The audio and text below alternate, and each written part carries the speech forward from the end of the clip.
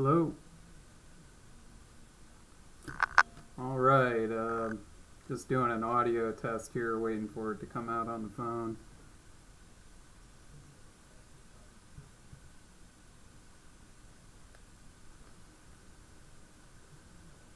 Hello.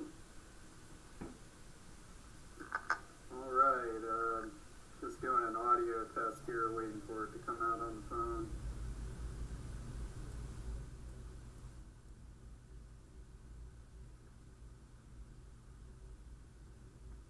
Hello. All right. Just doing an audio test here, waiting for it to come out on the phone.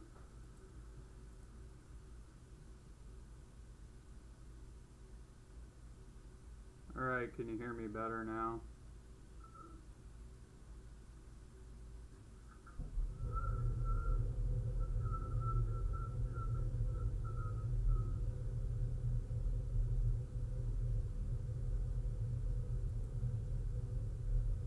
All right. Can you hear me better now?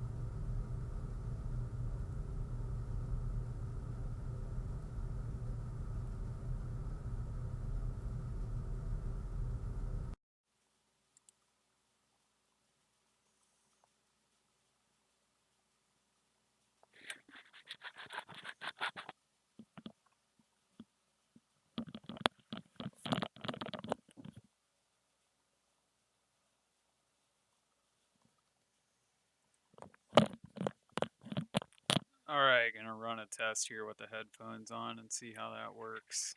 As soon as we figure that out, we'll be back.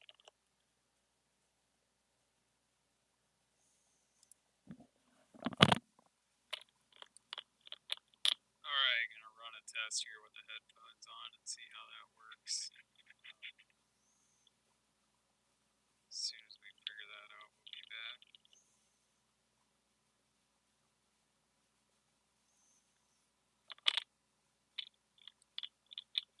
All right, gonna run a test here with the headphones on and see how that works. As soon as we figure that out, we'll be back.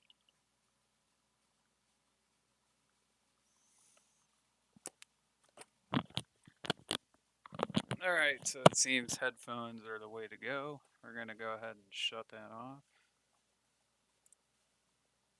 Sorry, you guys got to see all my stuff in the screen here. All right, back to lightburn. So what we're doing today is we are building a box. This box that I made is 380 millimeters by 360.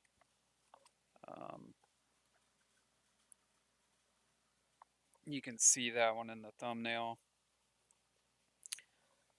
I'll go grab it here and put it on camera for a second. This is the box. This is acrylic that I cut first, and then I cut this stuff out of it. I had to offset these corners. Um, it's not completely put together yet,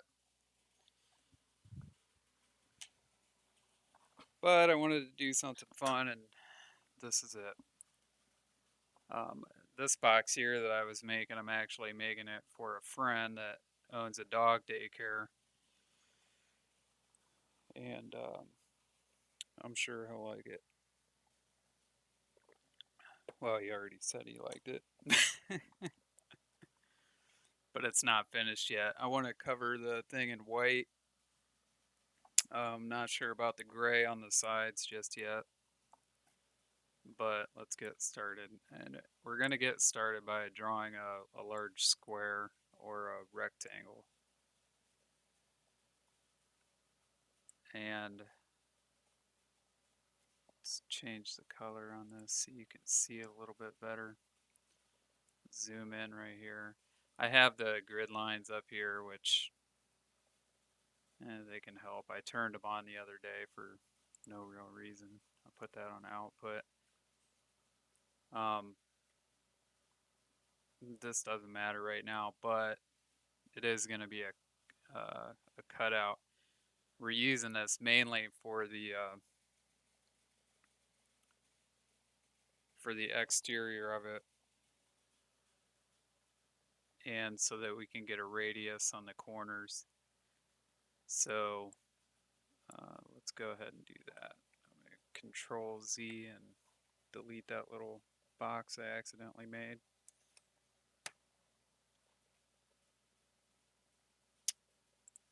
First thing we're going to do, go up here to width and height. I'm going to go ahead and put 380 by 360. And you can make this box any size that you want. It doesn't necessarily have to be this big or this little, but it has to fit in your machine.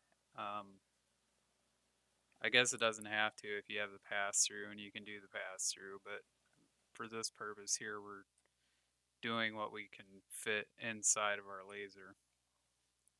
And I have an OhmTech 55, so the bed is 16 by 24.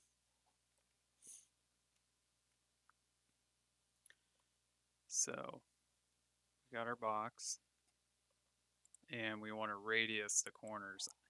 I put a radius of 35. Then you go over here and you see how it has the little curve icon. We'll zoom in on it so you can see it a little better.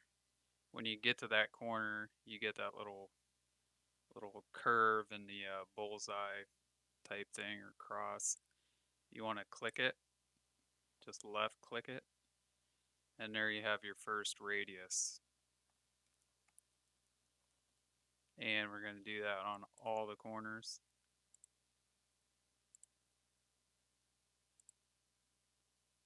There we go. So this is going to act like the outside edge of the box. It's going to be the sides and the corners. Also, this is going to be the back and the front of the box. So it would be a good idea to maybe click and make a new copy of it right now. So I'm going to copy that. I'm going to paste it. And then I'm going to put it on a different layer. I've been trying to stick, like, if I've got outside edges or whatever, or layout boxes that I'm making just for laying stuff out. Basically any like lines or boxes or any shapes that you're making to use as like a measuring device or a layout design of some sort. We'll go to black, and it's on.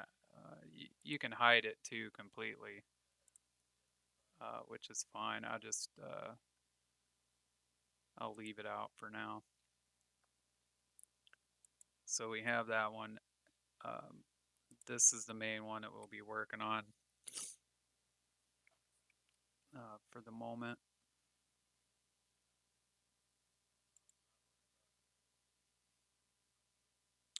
This one may not even be necessary here, but I'm going to pull it out just in case. And the first thing I'm going to do here is offset this.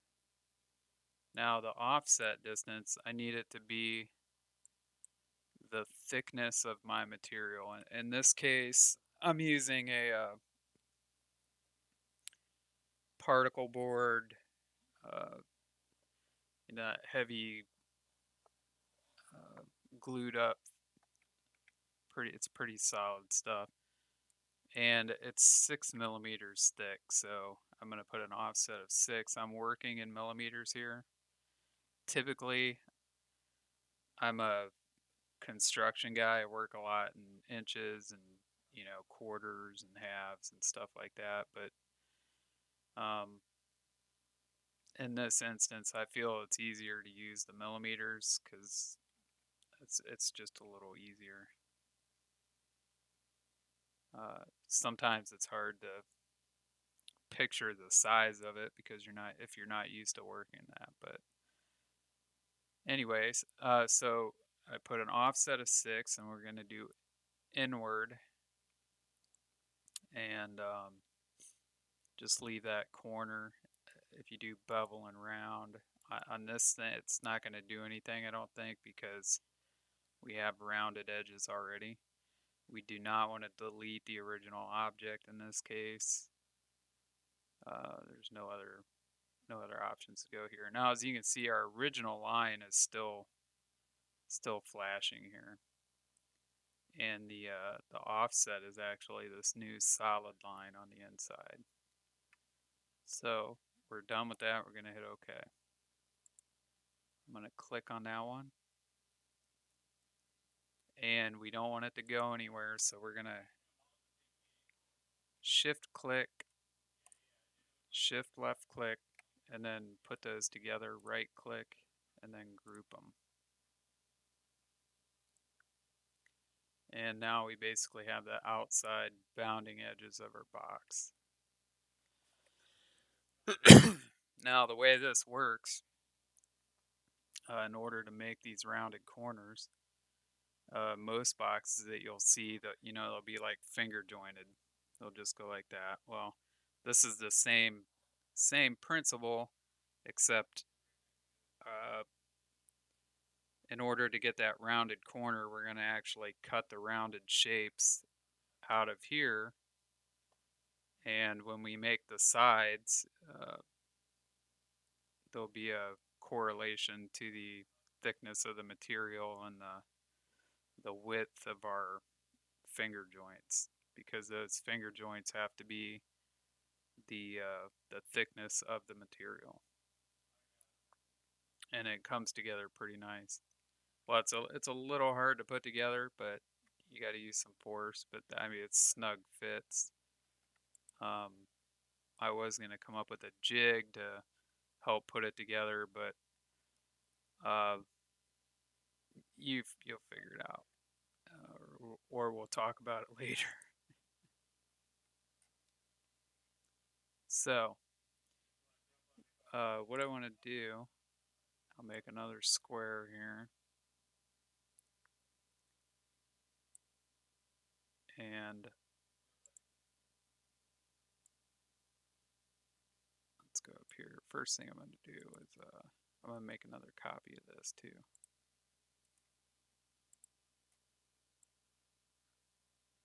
So we have a copy of that one, and this is the original outside edge of our other box.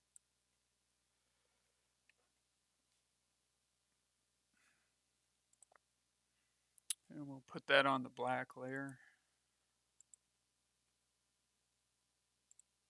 Gonna hide all that. Oh, I need to get back my my box. Let's put that on this purple one.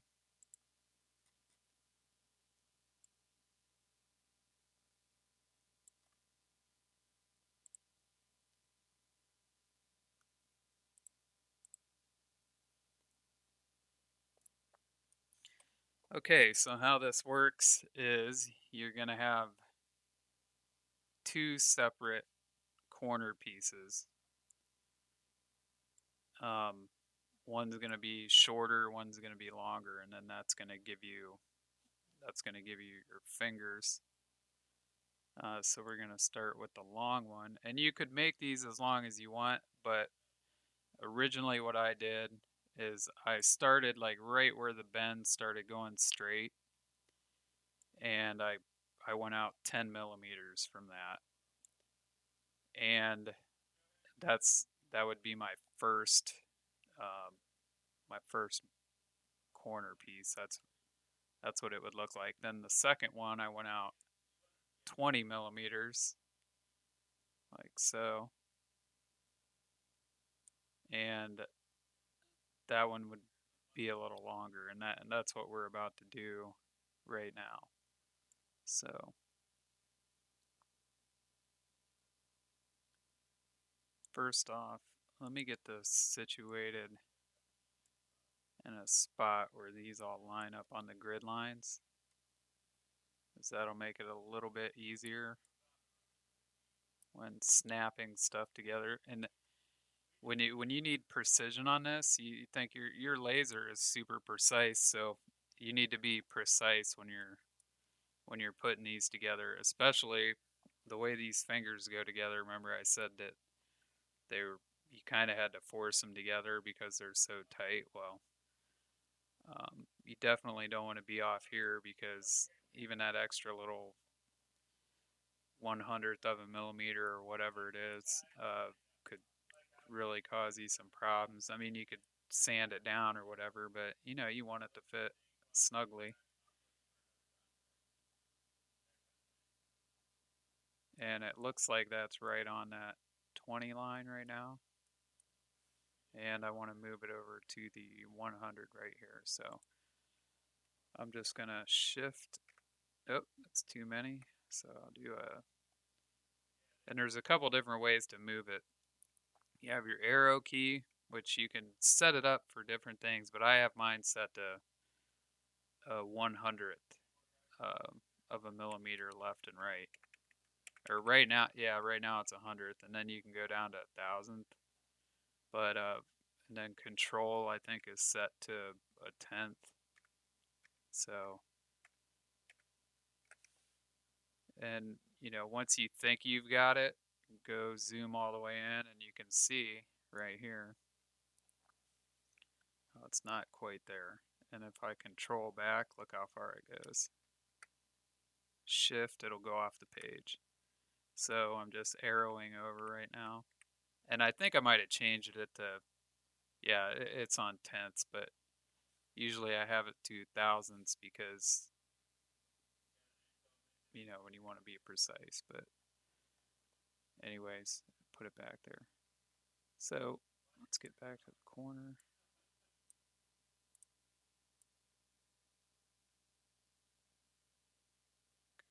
The first one.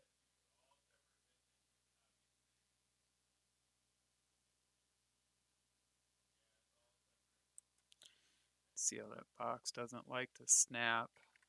So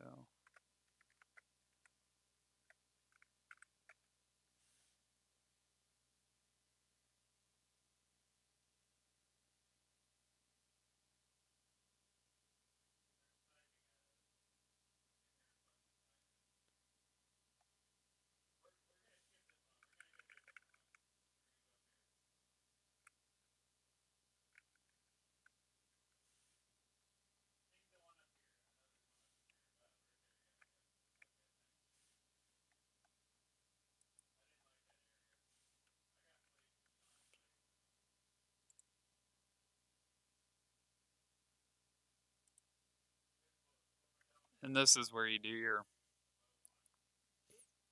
increment adjustments. Control is tenths, what is that, tenths, hundredths, thousandths, and you can go all the way to 10,000ths, which I think I had that at one point, and I don't think this is right on, because that should almost disappear. I guess I was wrong. It was right on. Let me go back and change that.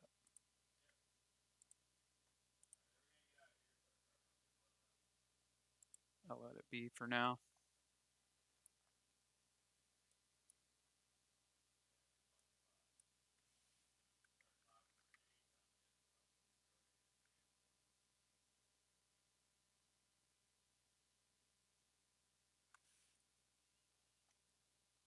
You can see it takes forever when you have it on thousands. And I could line over to it, but the thing is I don't want to accidentally pull it down. There, I know it's right on. Oh, it looked like it was right on. Just bounce it back and forth, just see what it looks like. It's in there. Go back and check that one. Yeah, see, I accidentally pulled it down. So that's why it's best to use the arrow keys. Okay, so that's the first corner. This shape represents the smaller of the corner bends that we're going to cut.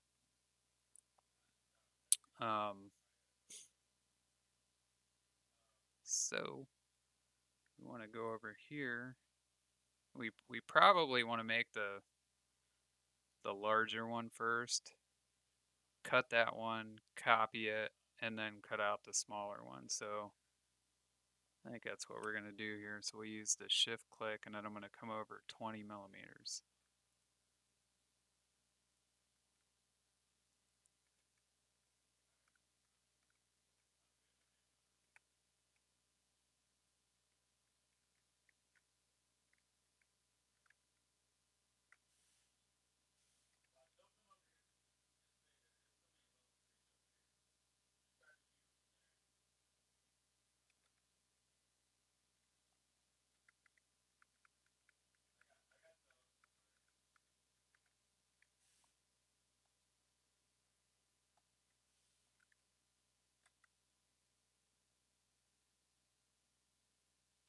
You can barely see it moving there.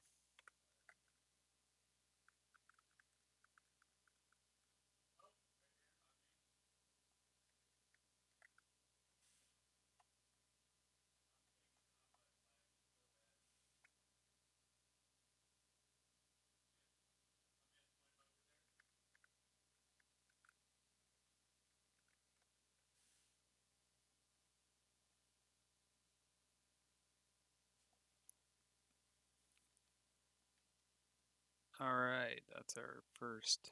That'll be our shape. I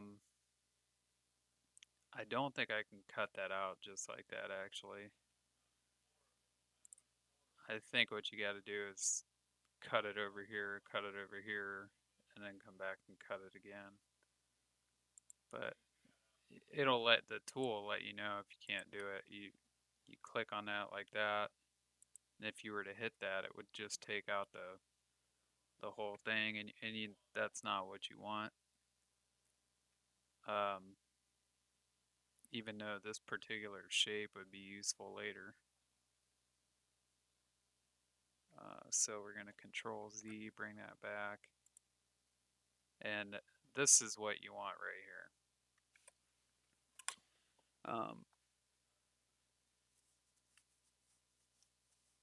So we got that one, and remember we did save a copy of it, so everything should be good.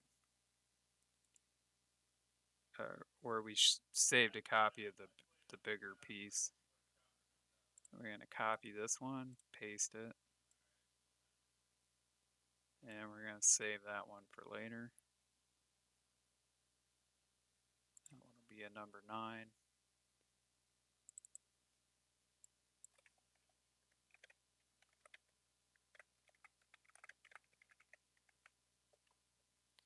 Change the name of that. Go back to this one.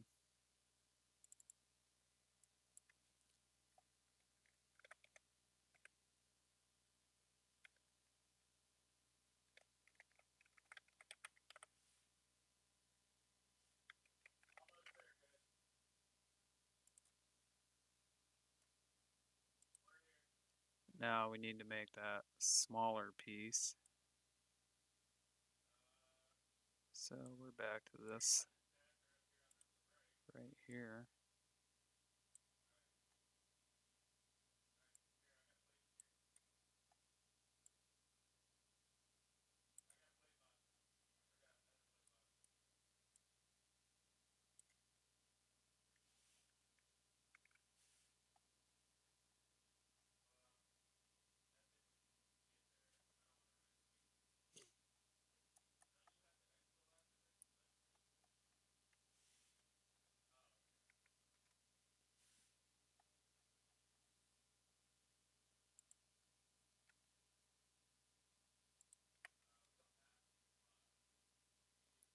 And we're using the Boolean intersection is what we're using. So now we have our two corner shapes. Now with this, you can effectively build your corners. Now what we're gonna do is we're gonna build the sides next, and then we'll come back to these in a little bit.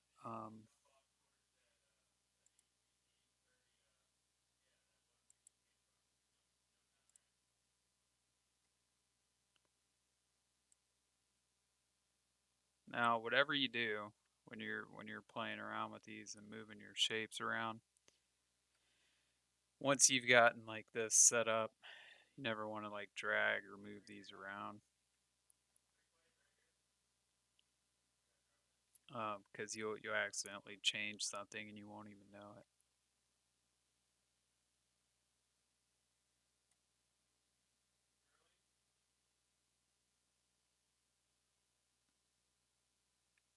So,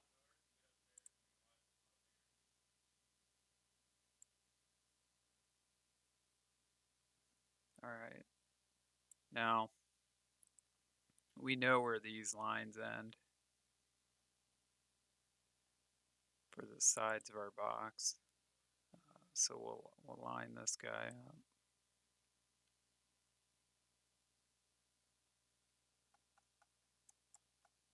And that's right on a line. We're good. And it looks like this one might be too. I bet you if we put this at 200, it'll line up. Yeah. Yep, we're right on a line. So since we need to make our sides now, our first corner radius ends right here. So this will be the actual length of the sides. It looks something like this. Now this part here, you can make this any size you want, and that's going to be the overall height of your box. The one thing that you do have to keep in mind is, like I said, it all kind of revolves around your material thickness as far as how this goes. So mine being 6 millimeter, I want this height to be a multiple of 6.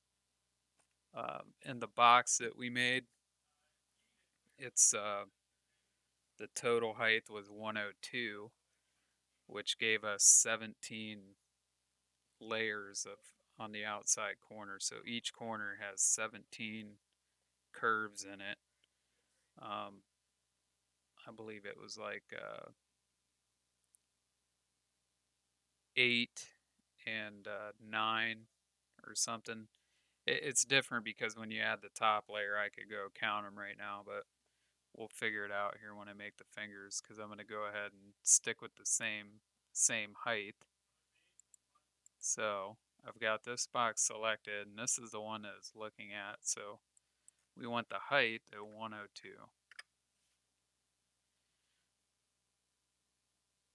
And that automatically puts you there. Now, if we know that this box right here, deselect that. We know this is 380 millimeters wide.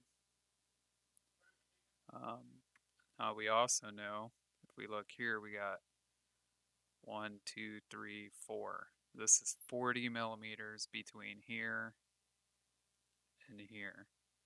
So times 2, we subtract 80 millimeters. This total box right here should be 300 millimeters wide.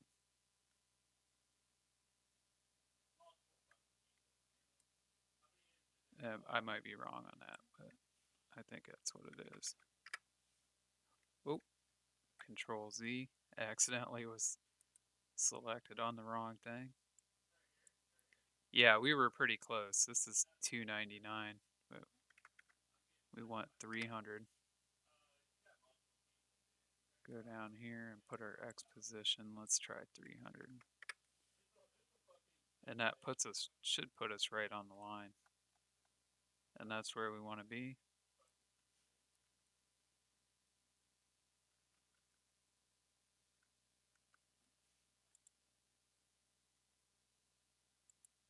Let's just jog it left and right. Yeah, we should be good.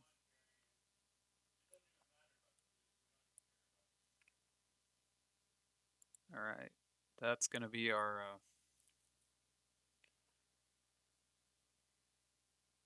long side.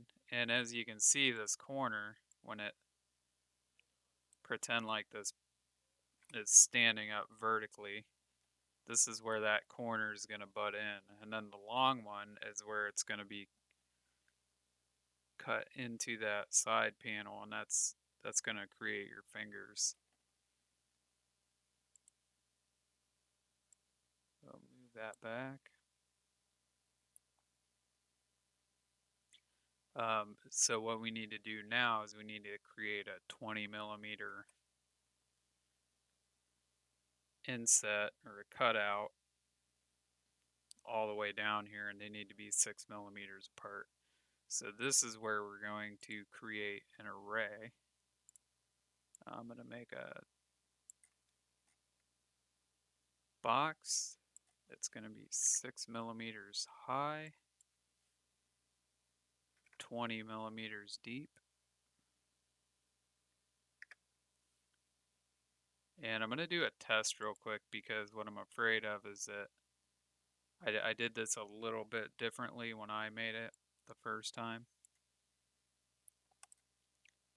And what I'm worried about here, I accidentally made a new box. Delete that. What I'm worried about is when we put this on here, when I go to do the Boolean cut, it won't cut this portion out. So we're just gonna do a little trial here real quick.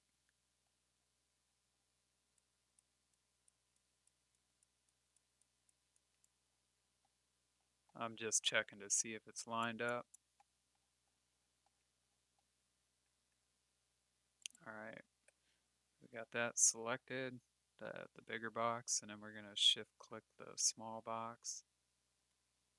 And we're going to do the Boolean subtract, and it works. So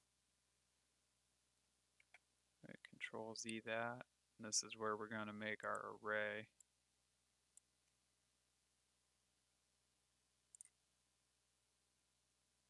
And we're going to do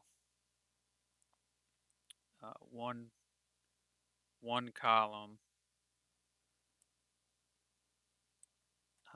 with 17 rows. It'll be less than that. For now I'm going to use let's do 9. Our spacing is 6. And then that gives you your total height. So, and that should just, Control Z that move. Let's go ahead and put all these in a group.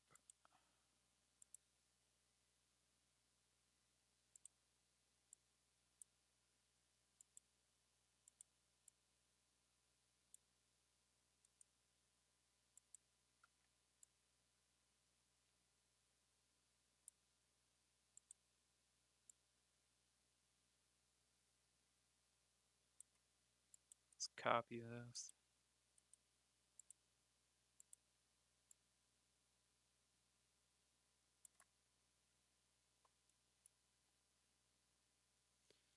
Now we need to line this up on here so we can cut it out.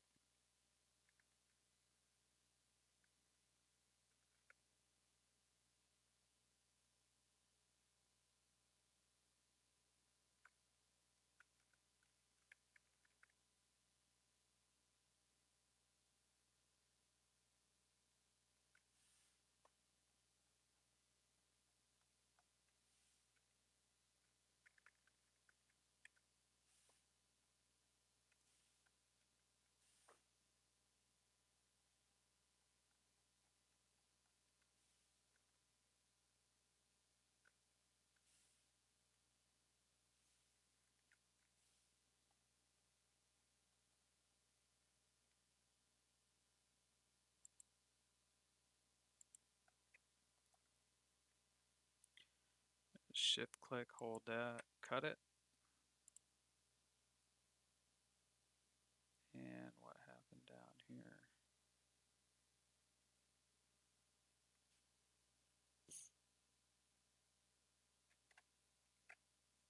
It's possible that I didn't line it all the way up at the top.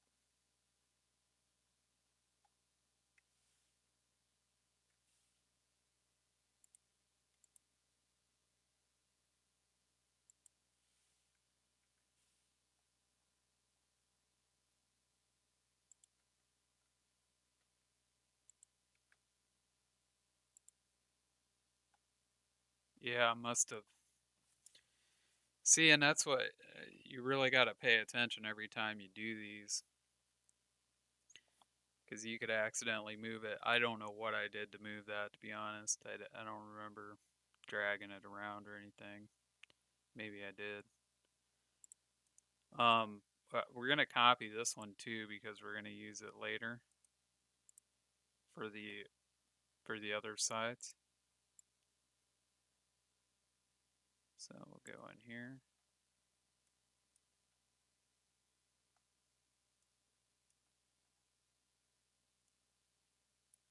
And I'm doing a middle mouse button push.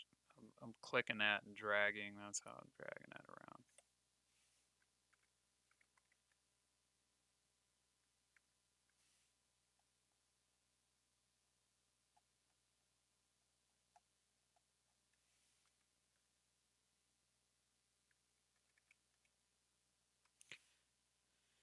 Okay, see how that line is still right there?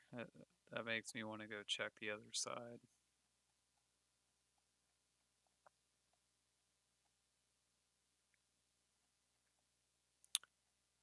Guess that's fine. Click, shift click.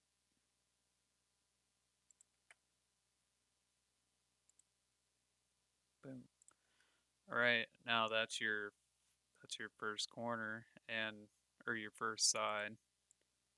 And remember, these will fit in here like this, but sideways. And then this one will go in here. This one actually goes here. And then this top cutout one will be for your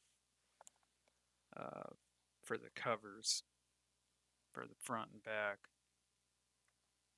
And that's what we're going to use the bigger box here for.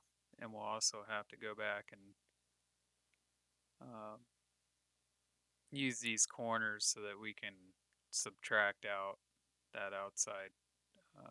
Well, not the outside corners actually. Then we're going to subtract out this portion right here.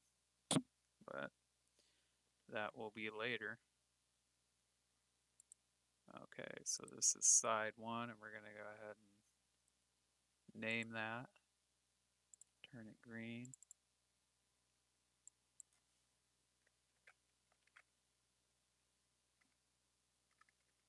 I'm going to go ahead and put long sides. And you can go ahead and put this. You could put the size. It's 380, but it's not the 380. It's the, what did I say? 300.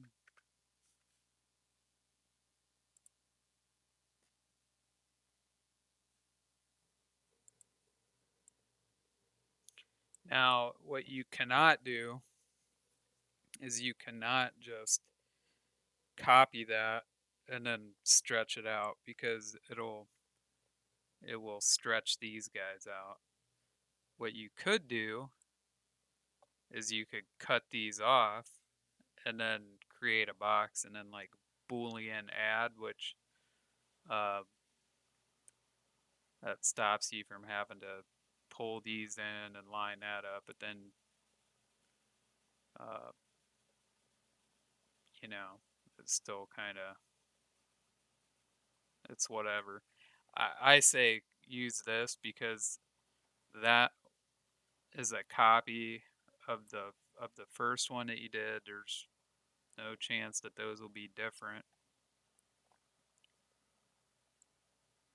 Um, I kind of have some other reasoning, which I guess I can't really explain, but let's see if my buddy Paul is watching.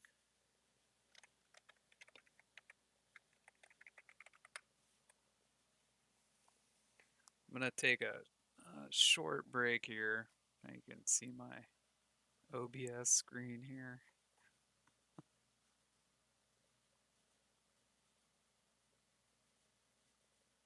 But I'll be right back.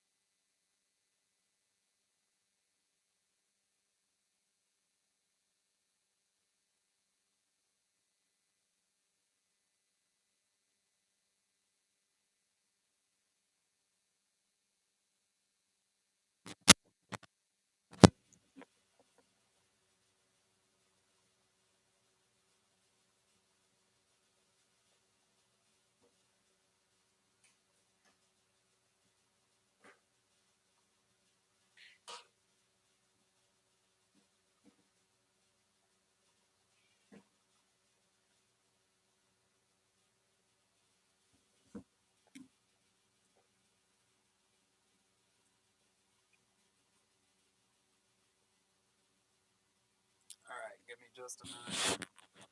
I'll be right back.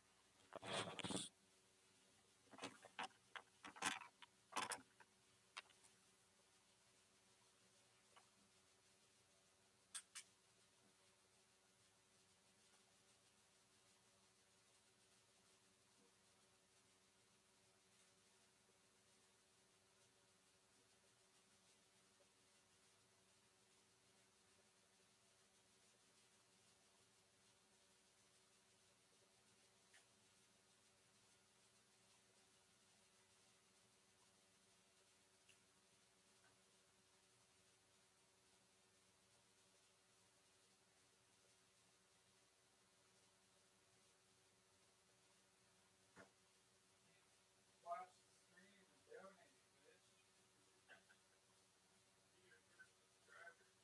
Yeah. I mean, I think I got like 6 benefits do I get? Get nothing, bitch. You get to see me live anytime.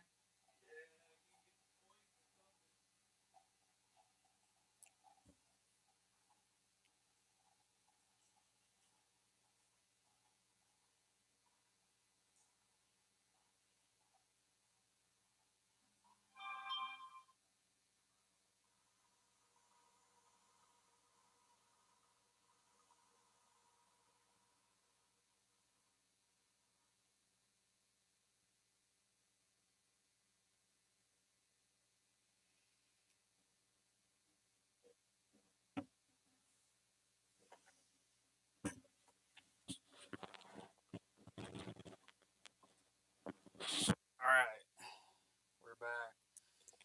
I did put the box in the background here.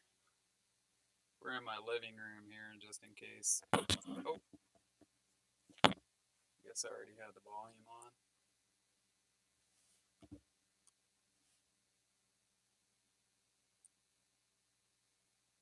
Yeah, I have sound. Talking to my buddy Paul.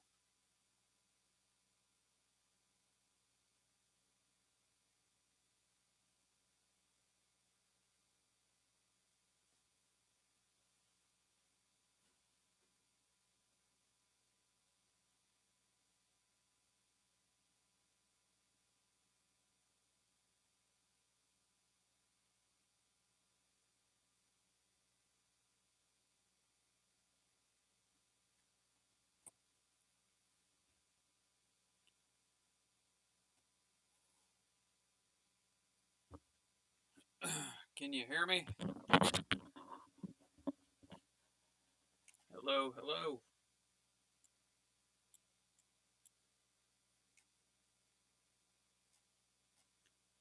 All right, we're back to the main screen here. We're gonna copy this because these are gonna be our top and bottom. Now we're gonna try what we were talking about earlier, which is Boolean cutting these out of the short sides and maybe see if it's any quicker.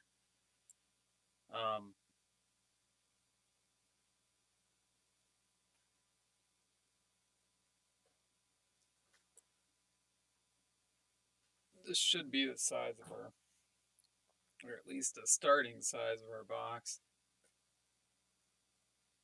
because this would be we're 380 by 360, which means we're 20 millimeters shorter,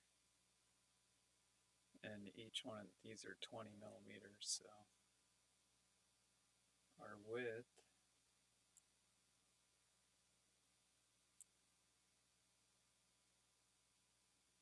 .360, that should be right. 280 and 102, and that's our box.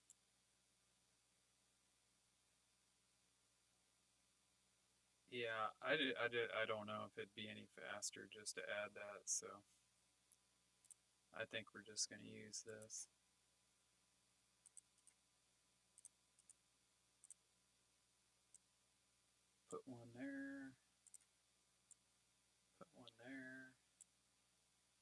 And since these are different, I'm going to change it to a different color. Oop, oop.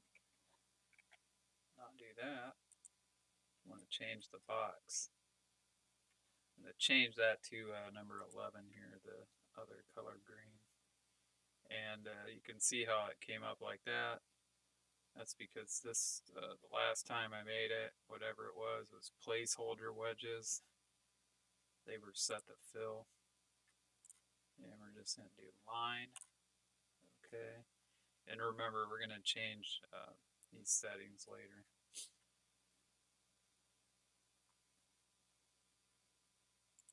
Alright, let's move this one into position. First off, let me set this guy up on the grids.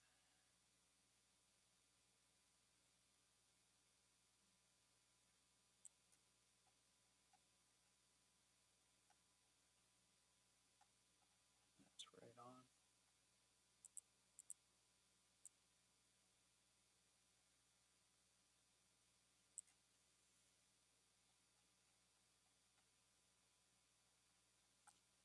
It snaps really well to those grid lines. That's kind of a major reason that you want to line them up there if you can. That one looks okay, but is it?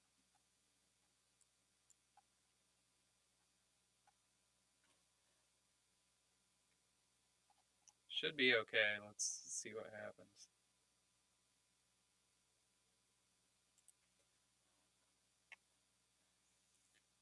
Shift left click. Boolean subtract. Looks good. Do this one.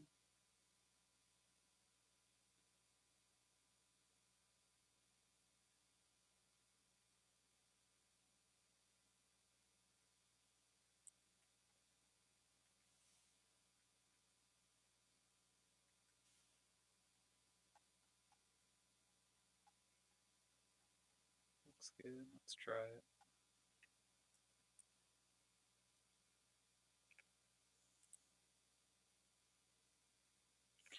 And that's another thing what we're doing here is we're clicking the shape, the bigger shape that we want to keep. And then we're going to subtract the smaller shape, the part that we don't want.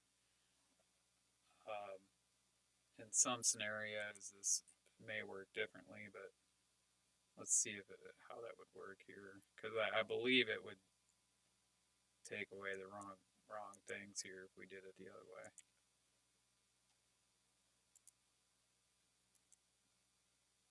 Yeah, it won't even do it that way because it's all bound within that box. If it was outside a little bit, you would just see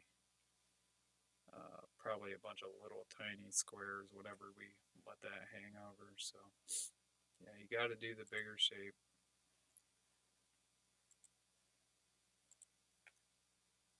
And that should be our short sides. 10, 20. That's 20 millimeters shorter than our bigger one. Copy, paste. So there's our two sides.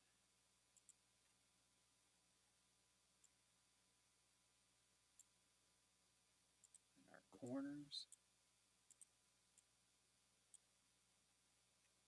So right now we could laze this up and put it together and go from there. And now we just need to do the covers.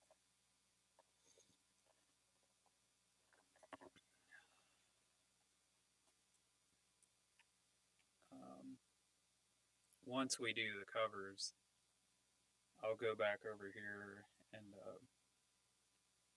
make an array out of these corner pieces because we're going to need a lot of them. In fact, I'll go get the cutout right now just for some fun.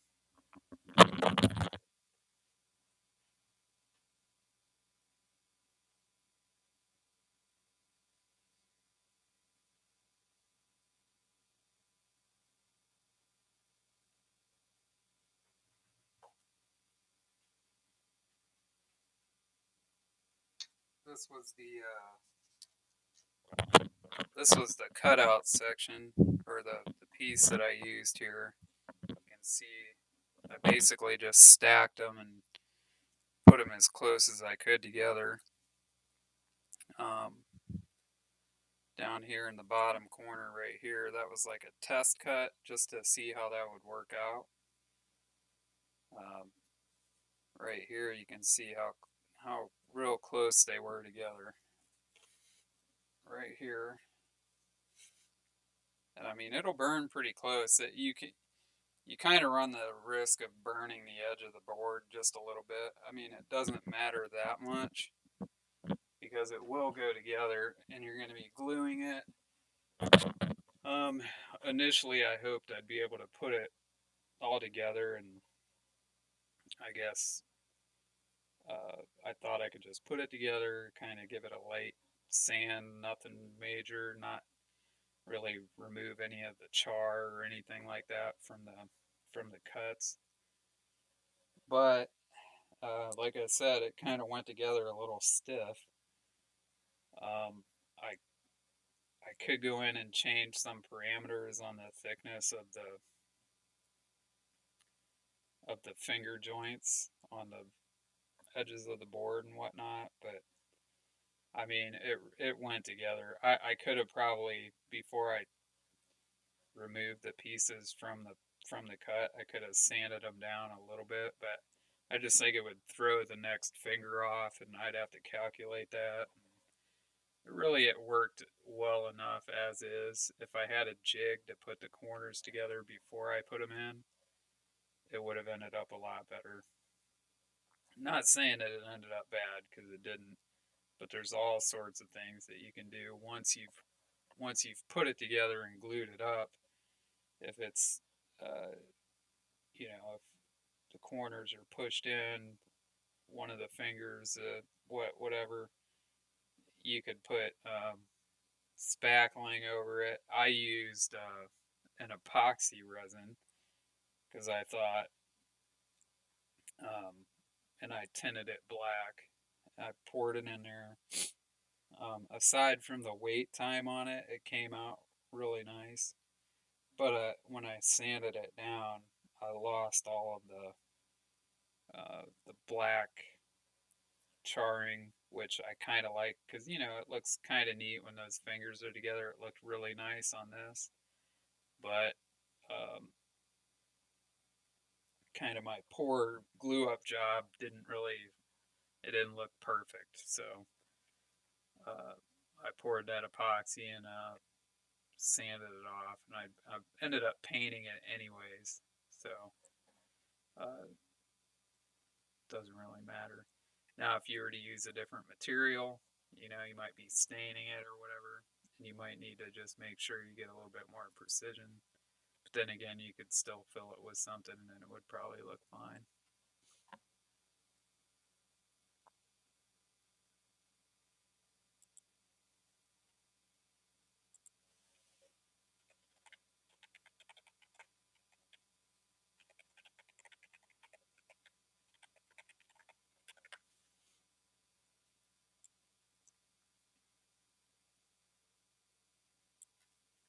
Let's see if I can leave the chat. Yeah, there we go. Oh, every time I click out on it, I don't know if I can keep the chat on top somehow. Sorry about this if you're just watching for the how-to video.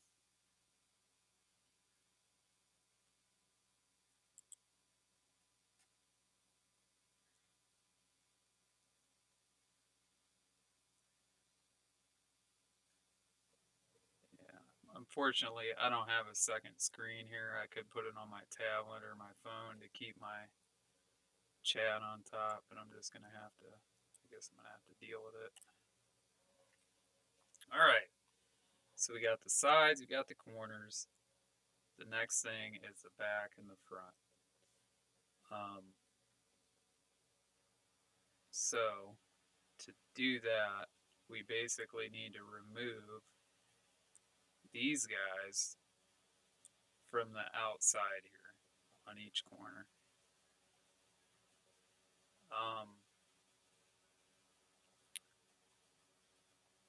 And I think I may have just found the best way to do it. Let's see if this works. I think if we just pop these guys on here. See, this is what I was worried about though. When you make copies of something and you move it around, it just may not go back together quite the way that you had it the first time, but maybe I'm just overreacting here. Let's find out.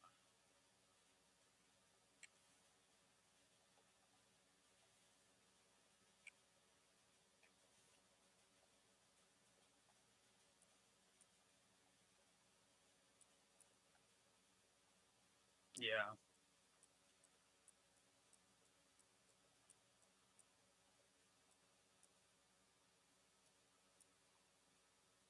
Yeah, see, that's all lined up and everything. And that's just kind of the weird thing. You know, it must be, that's why it's best to work with whatever your original stuff is, because you'll end up with stuff like that. You never know when you copy something and paste it over here.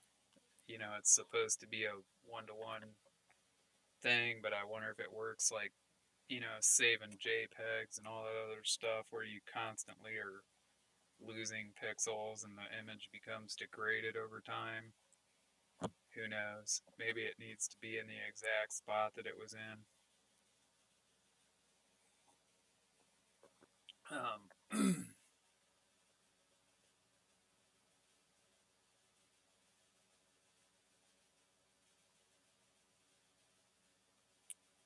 Yeah, I don't know if I can do anything about that.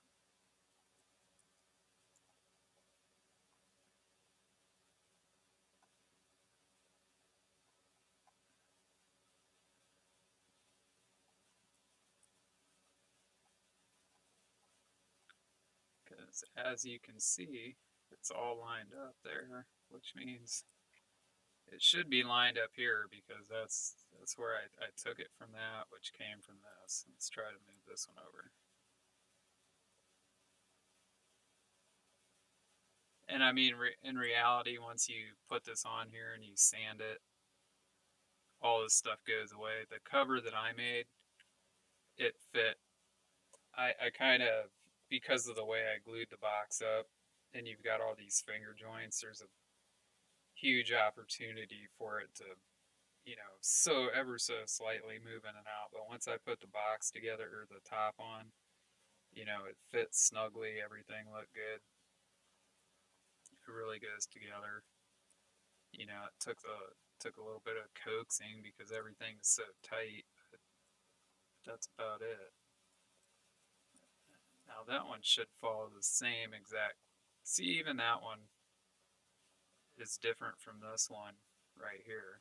It's blue lines, and they should be the exact same, like exactly, and that's just not the case. Um,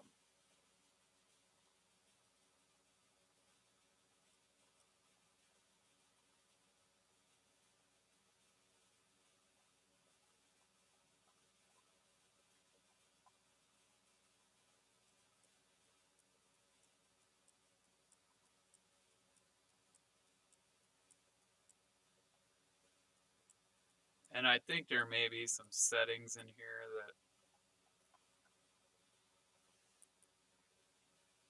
you could change to more perfectly match stuff up like this, but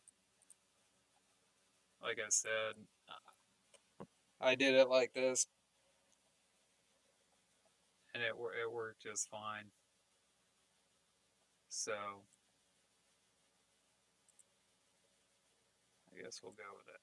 Now we don't want to cut out the big corner.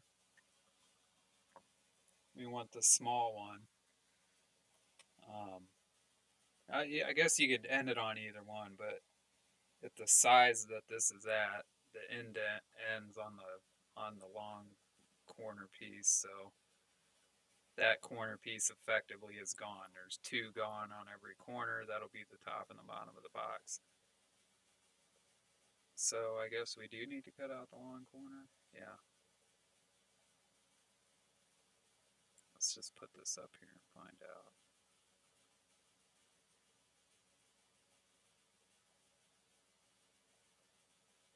Yeah, I was wrong. So it is the long corner. So we got to keep the long corner.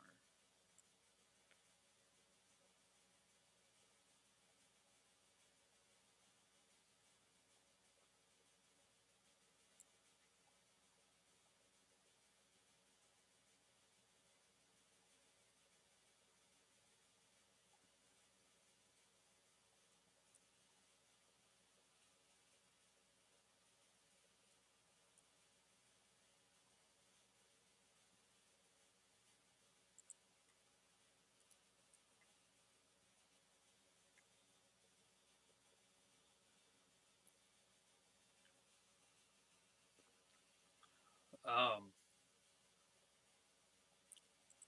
can't recall if this is the. So that's the original outside. And I suppose what we could do with this is we probably could just make 4 grids that are the same length as this, put them on here and cut them out, which may be the best option.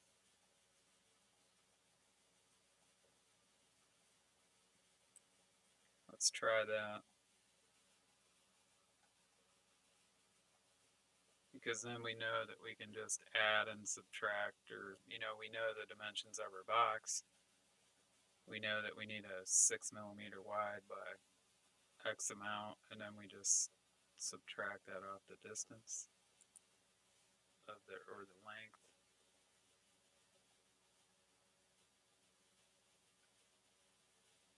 And moving this, aren't I?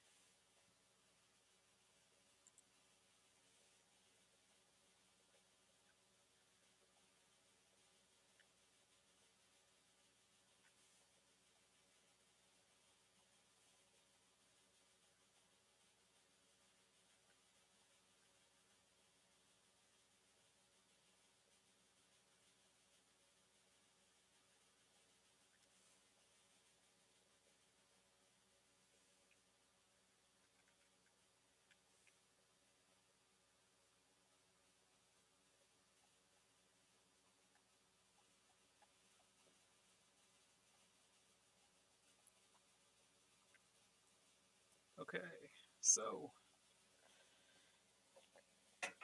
we want the length between these two corners right here, which should be this length right here.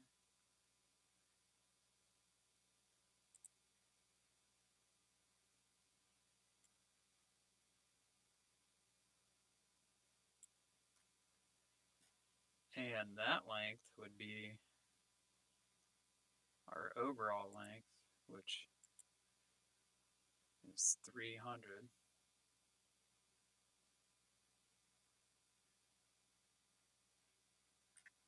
minus 20 minus 20. So that would put us at minus 40, which would be 260.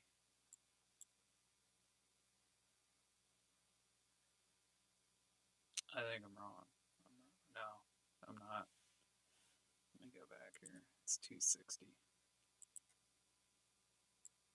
Yeah, and we were almost right there, 0.086.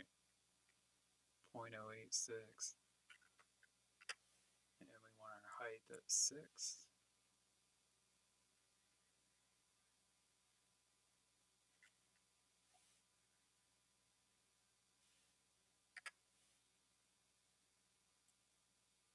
And put that on there.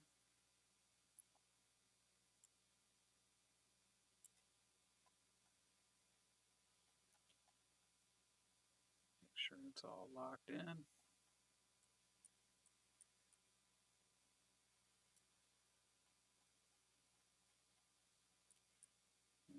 Duplicate that shape.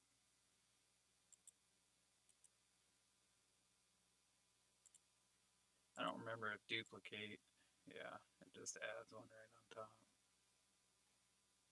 Put that one down here.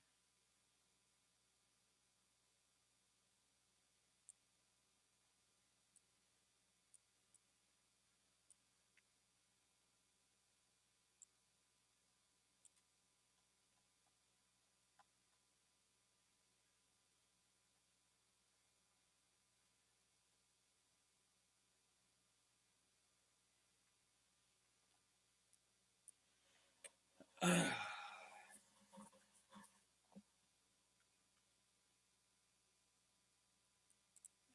we need these sides.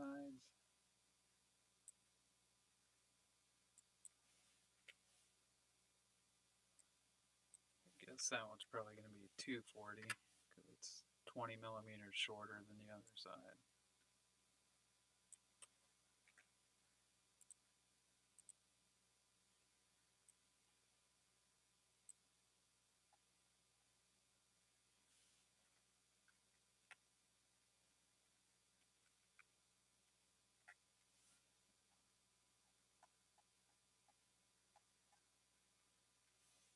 See how far that's over. I mean, when you're zoomed way out and you go in like that.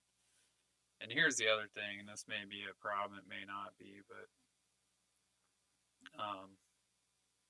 you know, when you can't get right on the line, you can tell it's not right on the line, but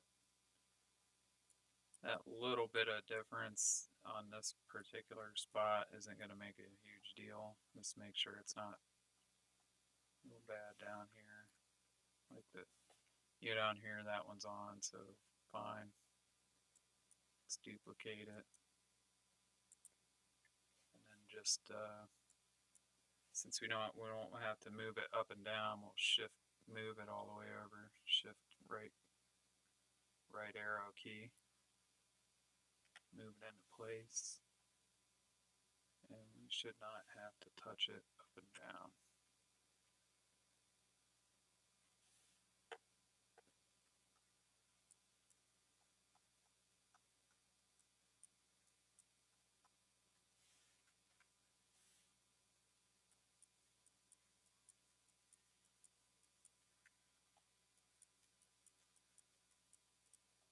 Now, since this particular one, like it's not like the corners where we're stacking them on top of each other, you know, that little 1/1000th of a millimeter or whatever it is not gonna be that, it's not that crazy.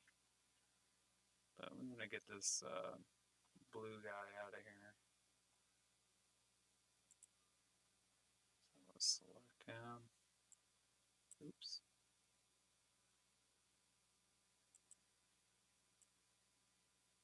Get him out.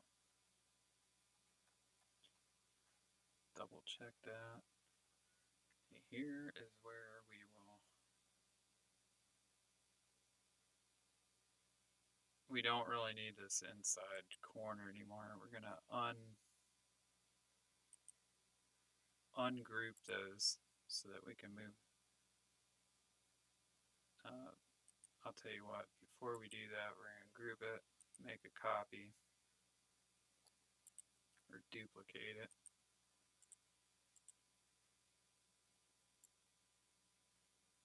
Move that guy over here.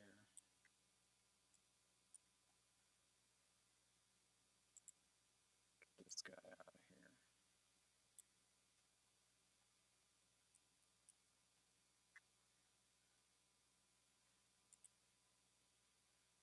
Ungroup.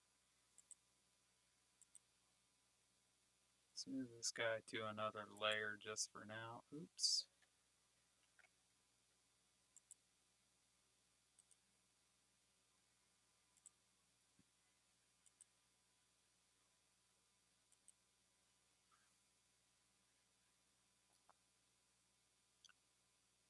Yeah, we're going to put him on another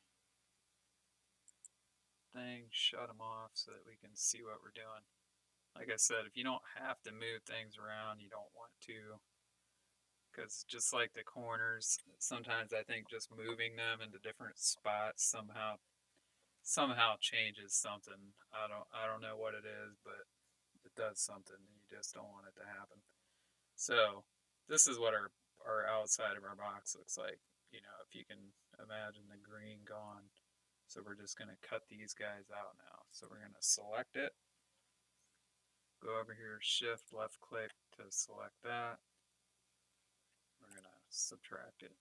Do the same thing. You don't have to unselect that. It's already selected. So shift click, delete. Not delete, but Boolean. Shift click, Boolean. Shift click, Boolean. And that is going to be your box top and bottom. Now, the way you do this is you lay this thing out. I mean, you can save these. I don't know how to just export this one layer and save it.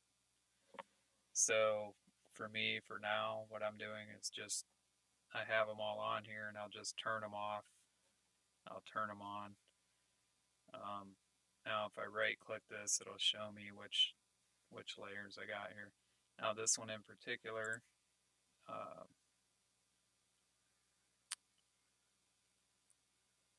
that guy, he's a whole other object now, so he's our, and I try to kind of keep the colors closer to what they are. I know the green one was a little bit off, but I could do both. You know, use blue for the corners if you want. You could use, or you coordinate them by if you're cutting them or if you're engraving them.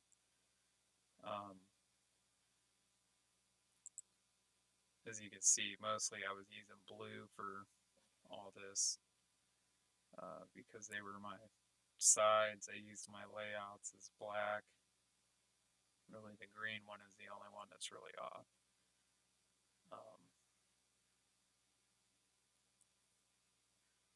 And you could change them all. They both don't have to be green. They could all be a different color. It doesn't matter. Just use something that works for you so that you can keep track of it.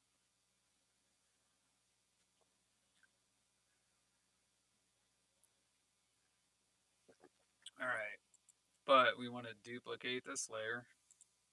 So that's duplicated. We're just going to move it off here so we can see it.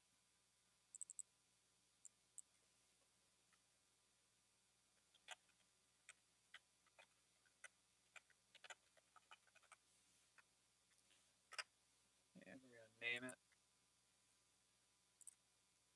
Number 14. Where was that? I'll right click it. I don't see it. Let's show it.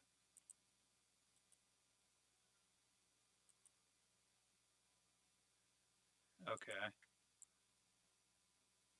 Yeah, that was our original inner part of the box, which you could argue right now that we don't need it.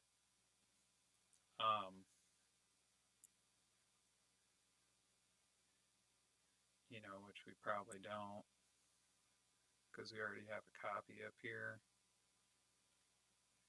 So you could save it at this point, or not, or do nothing with it.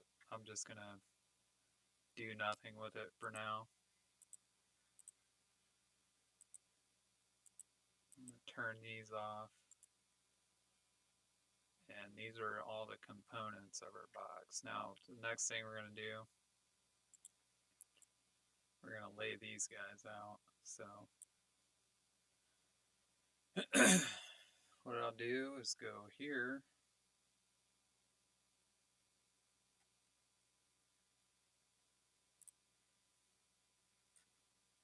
Create an array.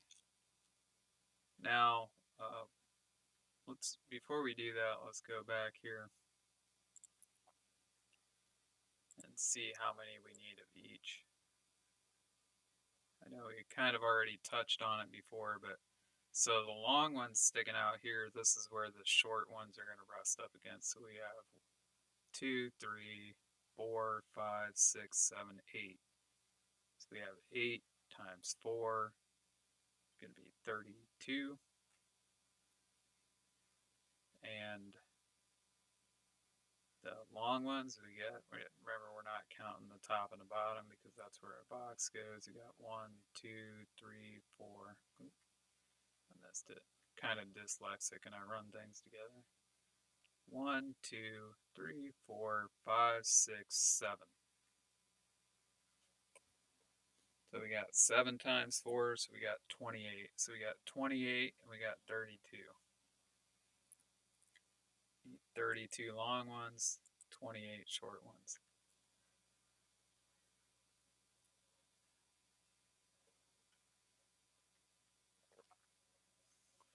Create that array. And I'm going to make them,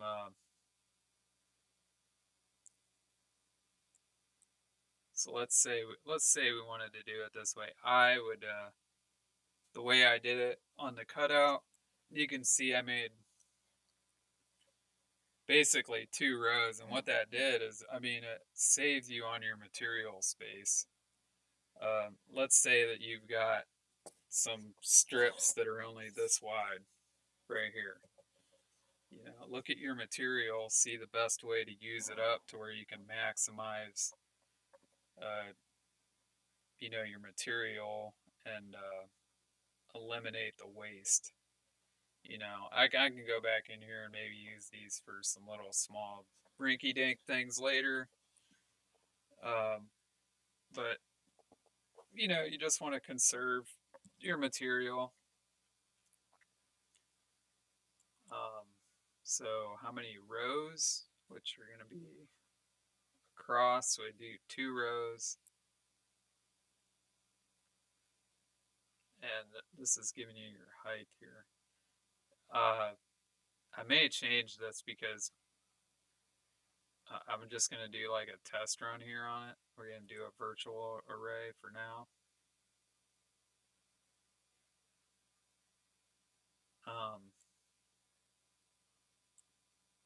So if we got 2 rows and we need 32 of them, that's going to mean 16, like that. But look at all that wasted space. Now what I did on mine, I think what I did is I rotated these until they, you know, spooned each other and then kept going. But we're going to tinker with this stuff in here and see if we can get them to do that without, you know, without doing it by hand and rotating them. Let's try that first. We might be able to do something with the offsetting here that helps us out.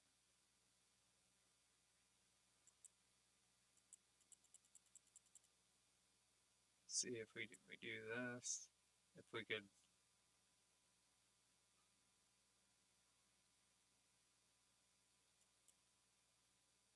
There's a shift. Let's go back here.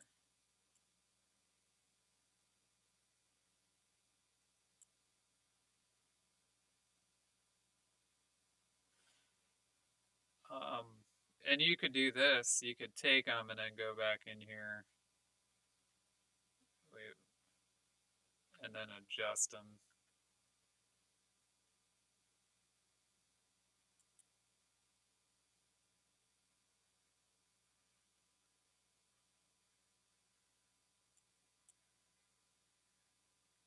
That's another way to do it, huh?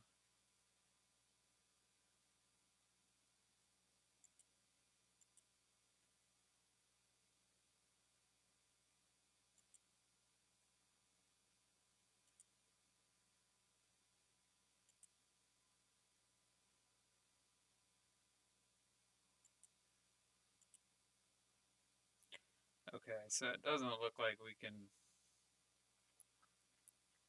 really do much about the tilt in here, so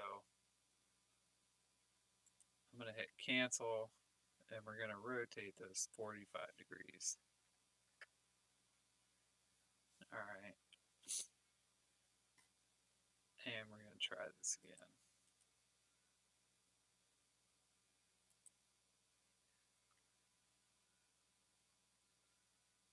I may have this wrong already. I'm not sure. But the open end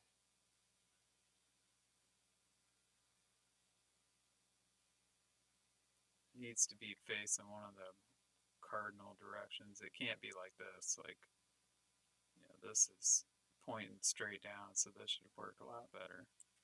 We're going to have 2 columns.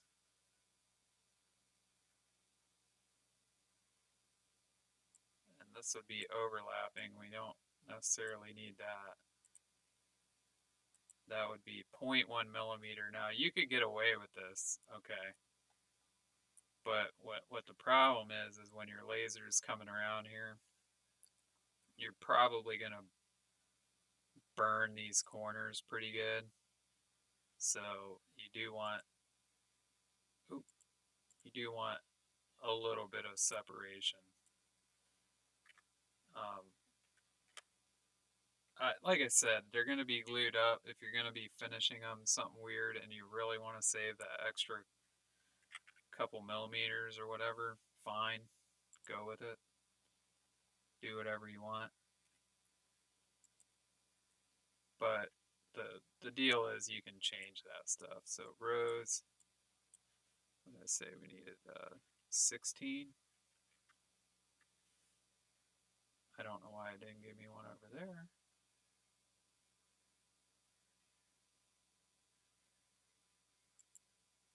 There we go. Okay.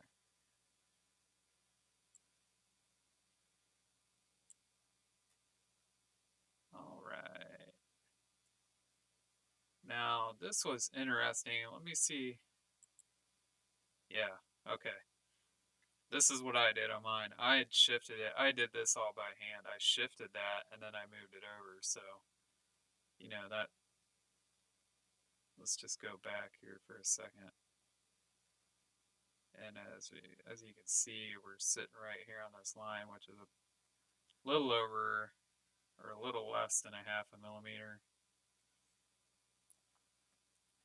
We unshift that. Oh, I guess that's the same. Okay, so we got that hand width right there. We'll shift it and then move it. Oops, wrong way.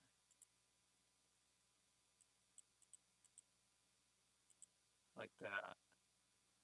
Okay. Now, did we save a third of a millimeter? Yeah. But if you got a large piece and you're doing a lot of stuff, I mean, that's gonna, you're gonna be saving that little extra, which might just be enough for a different project. You don't know. I'm not really sure why I've got that extra one in here. I don't know where that's coming from. But let's go ahead and save that. Okay. Go in here and get this guy, because I don't know what he's doing there.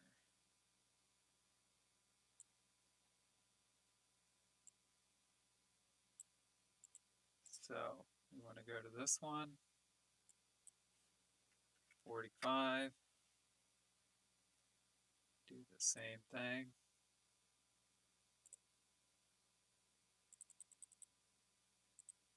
How many did we need?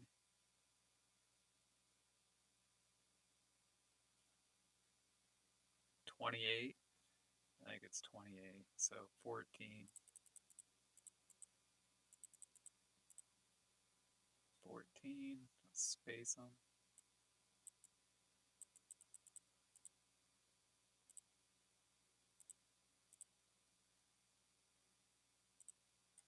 And I mean, you could squeeze these things right together.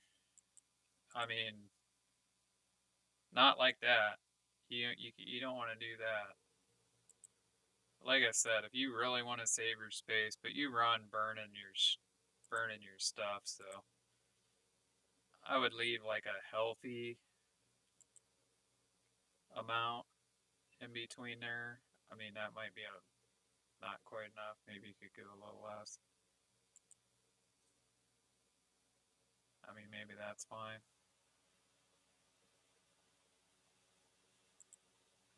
Okay that. I kind of just created a problem for myself here because I got to select these, but um, I'll just shift click on each one of these.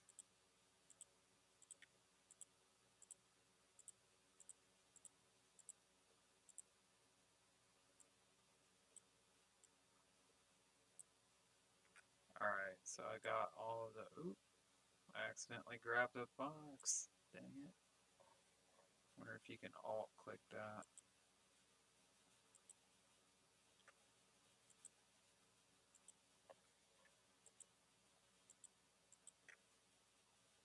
Okay, so you can control, like hold control, and click these to deselect them. It's the first time I've had to use that tool on here. Alright, and we're going to arrange that. Now you want to try to arrange it to fit into your board. And I remember I had to do, so I had one large piece. I had like, it was a 2 feet by 2 feet or 2 feet by 4 feet panel. And before I even did this project, I went in and stuck this in here, and I cut a length off of here. I'm trying to find my ruler, see how much I cut. So before I did that, I believe I cut it off here. I think it was only like, yeah, I cut it down to like 14 inches. I was going to do another project, and I cut that off, and then I decided, well, I could use this. And then, so I cut this one in here, and I think I used one of my sides right here. But now it just comes down to figuring out how to best fit it on there. Now you can fit it, if you can fit it all onto one, hey, you're looking good. Now you definitely can't fit your tops and the bottoms are going to have to be done separately. There's really you might be able to get away with doing a box top and then one of the sides, but I don't think these sides you can only do one of these if you're going to do that. They're so big. You might be able to fit two on there. Maybe I'm lying. Like I said, you should be using you want to get like a perfect rotation. Should be just going up here and hitting 90 and doing that. So you can actually fit a box top and two of the sides on, once again, a 16 by 24 inch bed. If you have the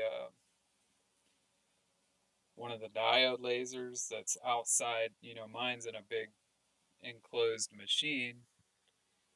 I have the backside up against the wall, so I can't really do a pass through on mine because of it's set up in my spare bedroom and it's vented out the ceiling. I mean, I just don't have a lot of room, so that's where mine's at. And for me, I can't fit it in there.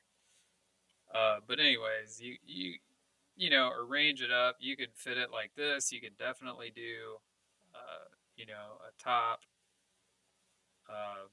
and the sides, but you're probably going to have to do two, maybe three, maybe even four cuts or jobs, and then go in and put it all together after that. But I think we have everything here. We've got the tops and bottoms right here. We got those. Now this is on the wrong. Okay, top and bottom. And I'm gonna change this. Change this file. The other green.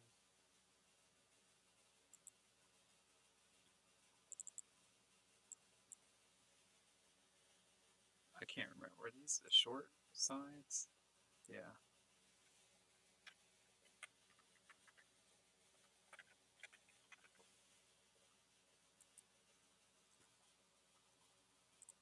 Now, I happen to know what works best for my laser is the um,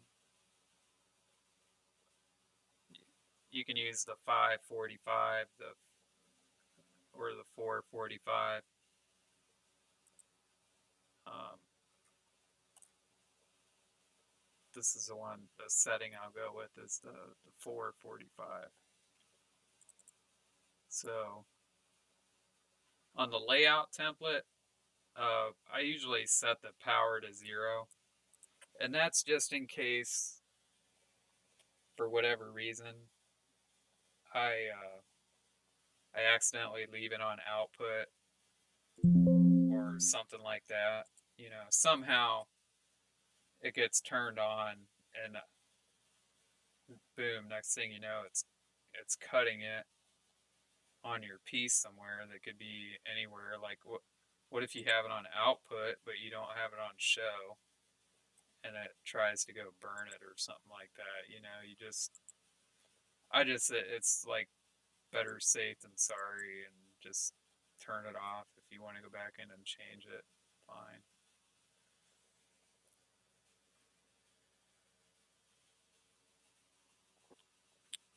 So we're going to go through here and right click all these just to see where they're at.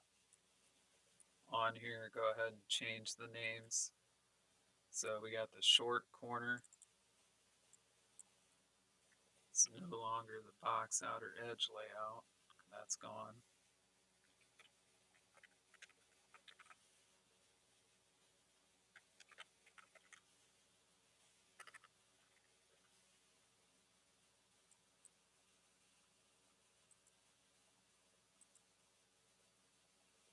So those are a different blue. So that's on a different cut.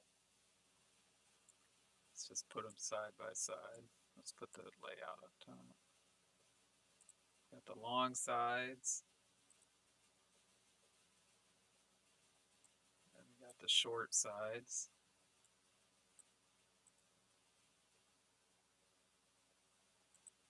What is this?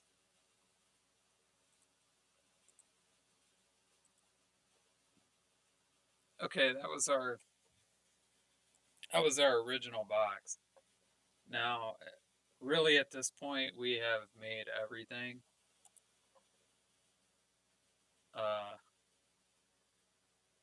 I don't, that was an accident. Shift Z, bring those back. Yeah, see, I went to go delete that because I thought I had it selected, but you gotta make sure you're selected on it. So I'm gonna hit delete. Let's get rid of this guy. Delete.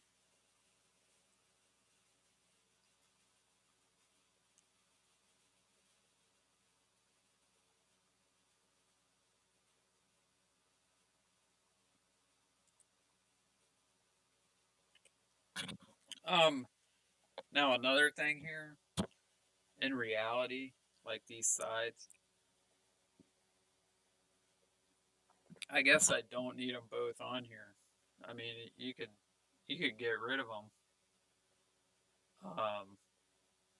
Heck, if you wanted to make a different kind of a box where I don't know, instead of like this, you wanted to add another corner to it or something. Let me draw a picture real quick because I get ideas that pop in my head. And I'm just thinking, I always think of like different ways that you can use things.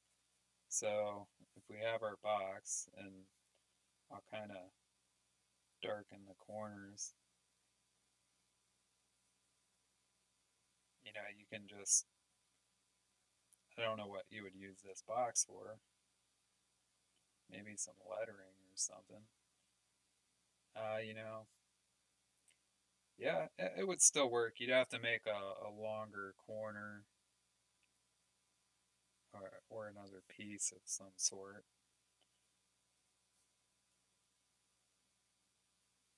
But you could use all the corner pieces that you got. You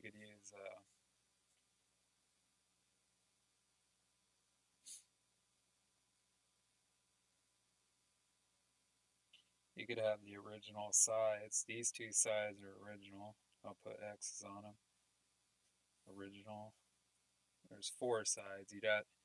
You just have to come up with a different, like, stretch these ones out here, and then you could have just weird shapes. Like I'm using mine for a sign, so maybe you have a sign that's a different shape. And the whole exercise here, anyways, is to use our laser or our tool to, uh, you know, we work on, let's say, 2D surfaces, flat surfaces. How can we make our 2D objects into a more three-dimensional shape? That's where the corner radius thing came in. There's just all kinds of things you can do. This one here, I think I'm going to put this pattern up on my Etsy shop. The name is Knack Smith. It's Knack Smith. I haven't gotten that up and running yet, although I will. I have some other stuff that I want to put on there. I may put up put this up on there. This would be a tutorial for you to go ahead and get that, or do it if you want to do it yourself. But basically, you just slap this thing together after you cut it out.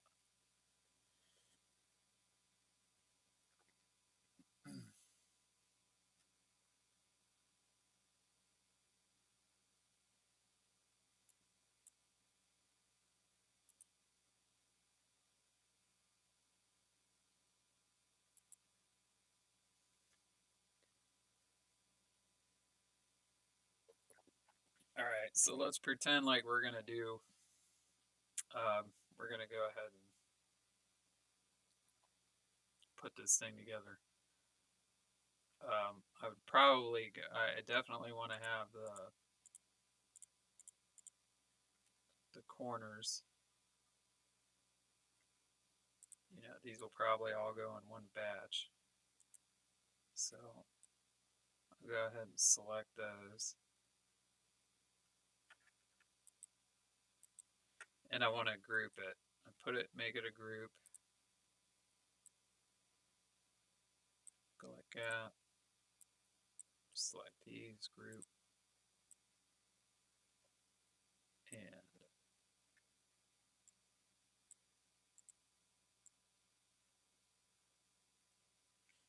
now, when I made the array, I could have used the same settings, so that way, these fit together like these do right here. When I did it by hand, when I made it the first time, that's what I did. So I don't think you can change this now, if I'm honest. Yeah, you can't change it now. It's kind of too late. Although you could ungroup it, select one of these, and just, let's do that real quick. Ungroup. Bring this guy down here.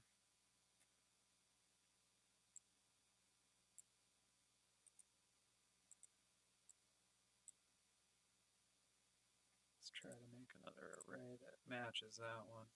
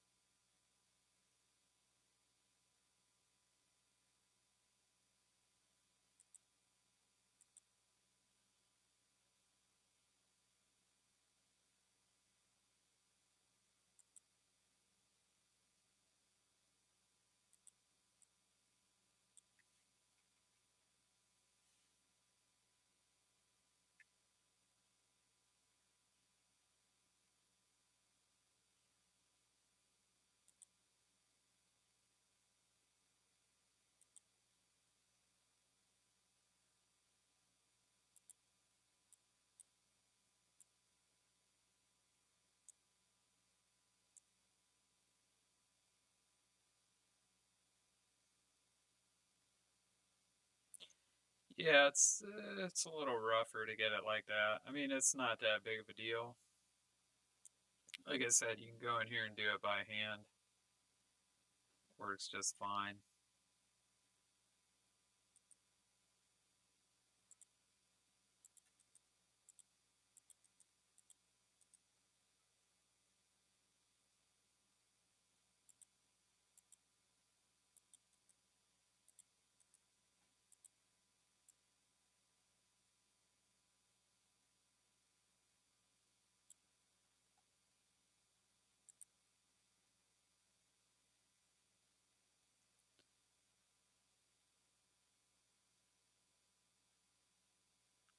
You know what? I think I'm gonna space these further apart. So I think I am gonna build a new array.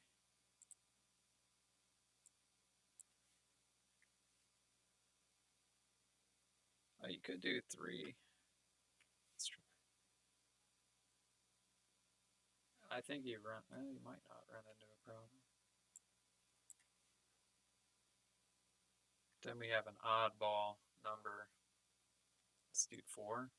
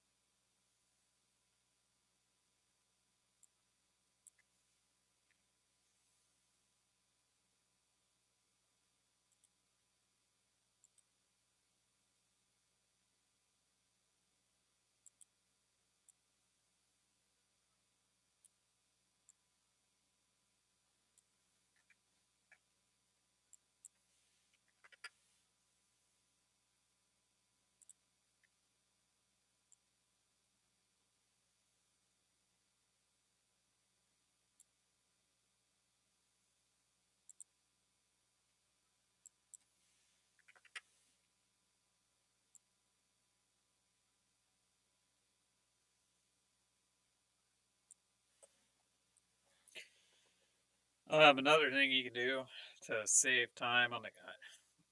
I guess you might not save time because I haven't worked out how to. I mean, unless you made this all as one shape and we boolean it and then put a line together, but like these long cuts, it's just something to think about. Is like when you put this together,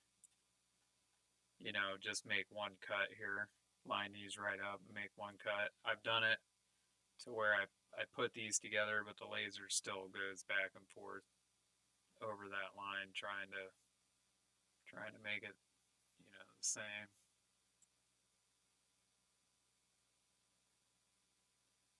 This is the other thing. Now, I got this thing. I rotated it by hand, and that's another reason that you want to use this up here because when you rotate this, it's hard to get it back after you do that. Let's just put one. See where it goes. Let's go -1. Put it back.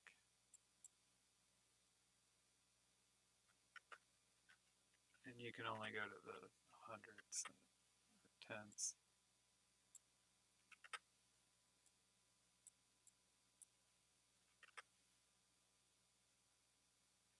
And the reason that you want to keep these lined up and straight is you got to think when your laser is moving around on the gantry, it's got to make that step as it's going in such a gradual line, as it's moving X to Y. You probably don't want that. You're probably not going to get as good of an outcome.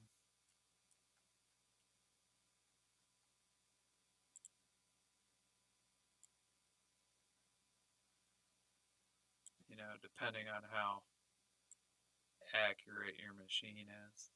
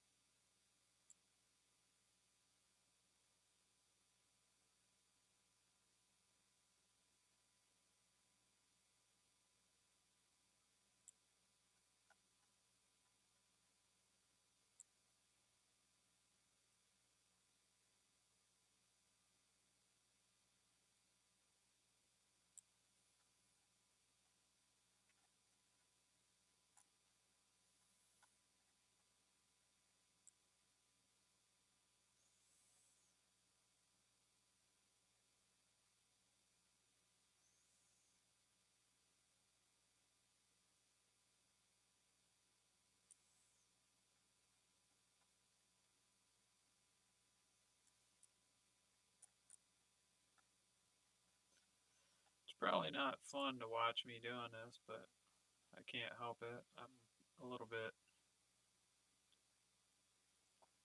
what do you call it?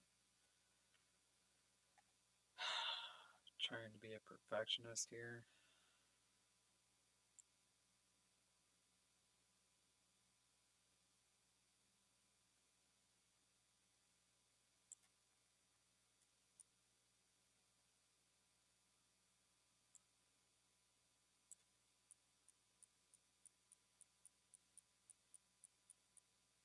Maybe I can get it.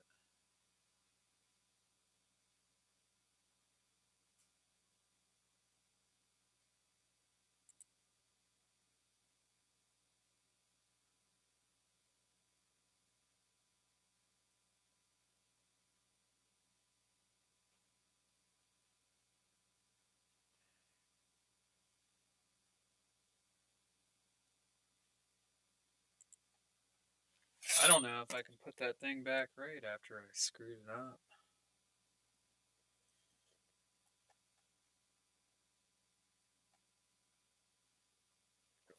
Anyways,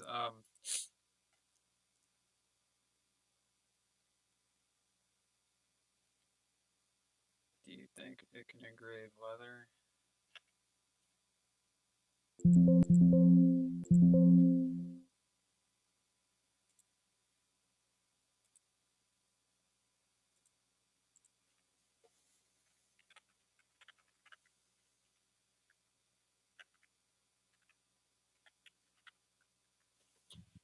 Yeah, it can engrave leather. I mean, I think any of the most lasers, I think, can engrave it. Now, cutting it might be a different story. You gotta go check out like different powered lasers, the diode lasers. Let's just pull some up here.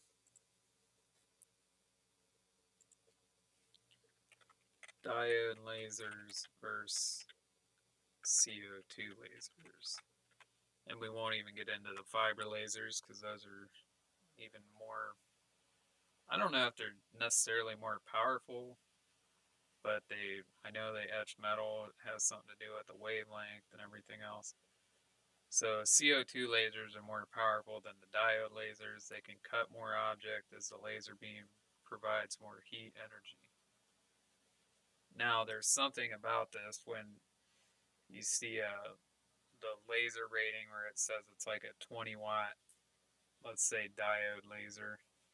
It may be different than like the actual output may be a lot different.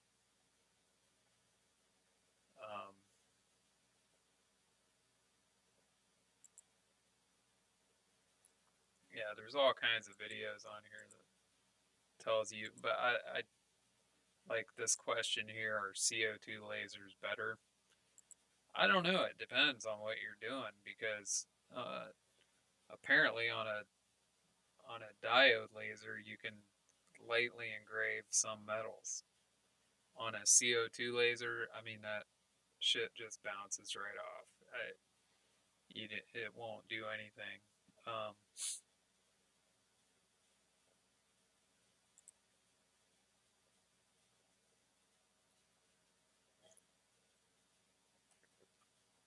Yeah, you can even treat sun damage with a CO2 laser.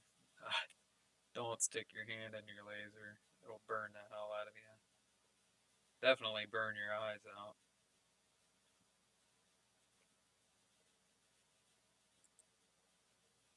Hello, welcome to another Valley Forged.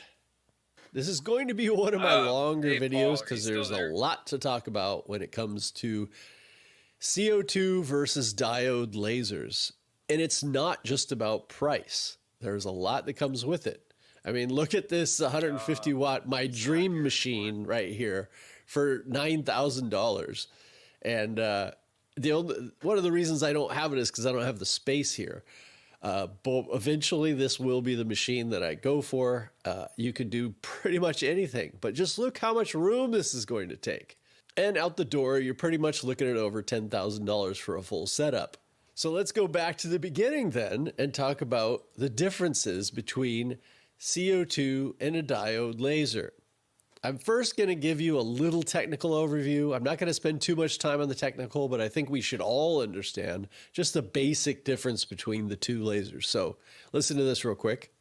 I guess from my perspective, you can go really technical, but in a nutshell, one CO2 laser is a tube full of gas, and very high voltages ignite, cause the gas to fluoresce and produce a laser. Mm-hmm. A diode laser is like a component. It's like a solid state component. It's got little piece of material in it, a special compound. You apply electricity to it, and it produces a laser beam. So they both produce beams of light. One uses a gas, one uses a solid state component. They're basically the difference between them technically.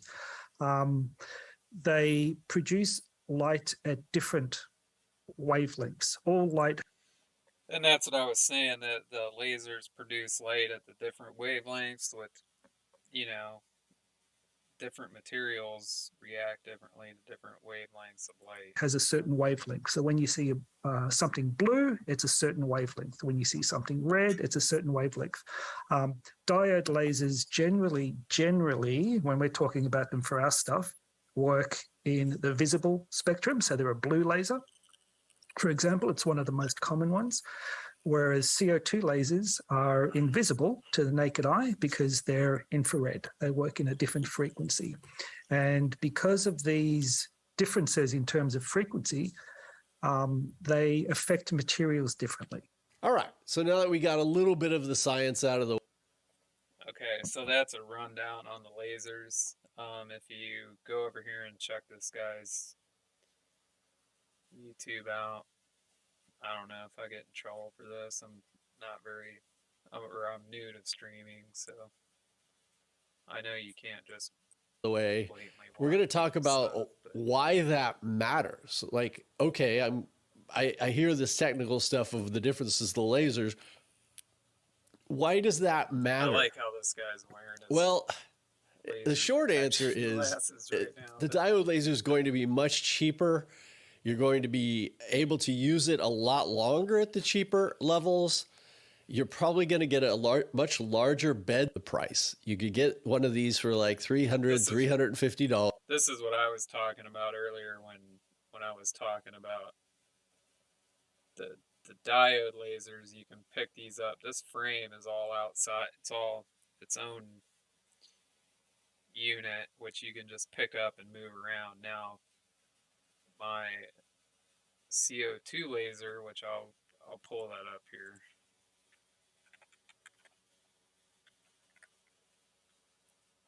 This would be my laser right here.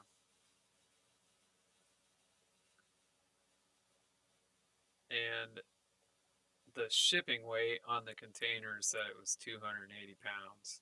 So that's pretty big. This is about 4.5 feet by 2.5 feet, or 4 feet by 2. It's pretty big. Or 4 by 3, maybe. Maybe that's more accurate. I mean, the bed is 2 feet. Then you got this side and that. So maybe it's a little under 4 feet. But it's huge. You can see it's got the wheel stands, and then it's got the feet. And these turn out, unscrew, so that you can solidly mount it. I used the shipping container pallet that it came with and put it underneath. That gave me some height because they're not very high. I mean, they're probably,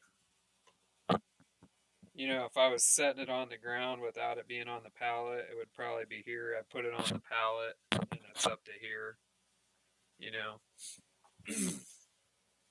Ideally, I would like it to be just a little bit higher. Would be nice. I probably need to build something to put under it if I'm going to keep it in that room now.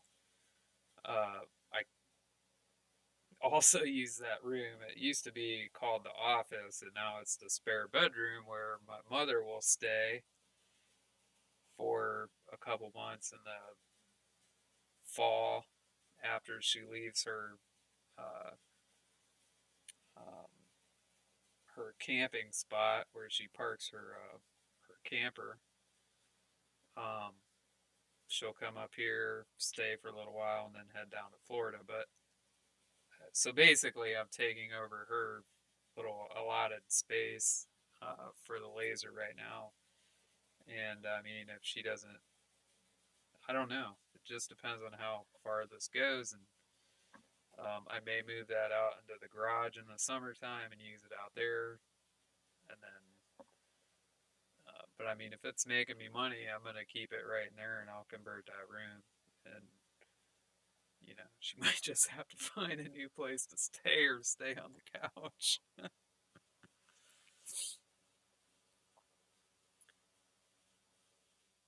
But these are all the specs of my laser. Now, see, it says and it does say on the tube that's a 60-watt tube. I don't know why they call this a 55. I really don't know. This says right here that it'll cut up to a 1/4 inch thick. It may cut a little bit more than that.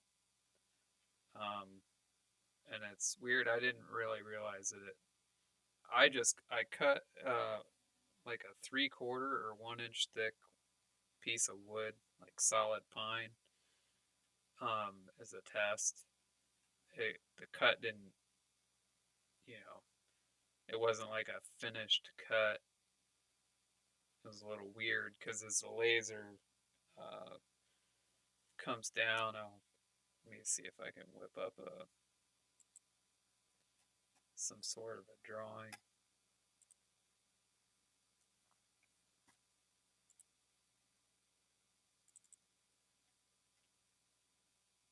Let's pull up Illustrator.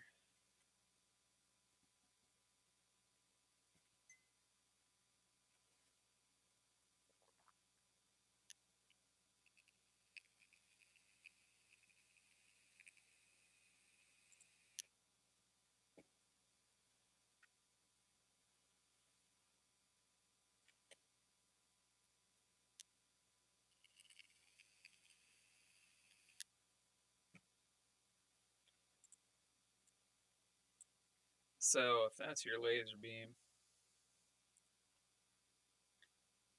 well, let's go ahead and do this. We got our laser head.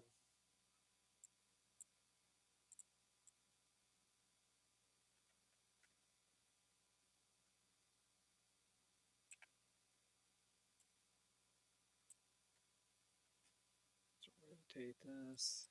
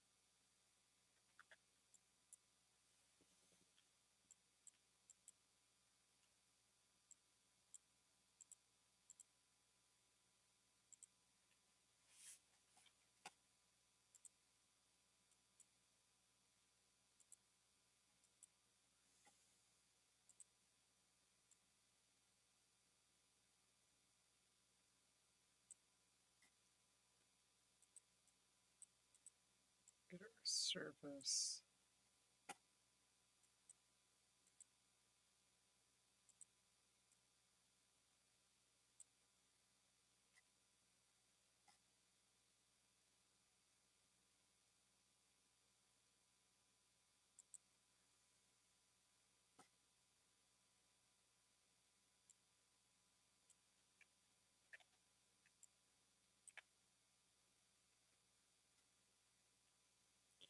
Now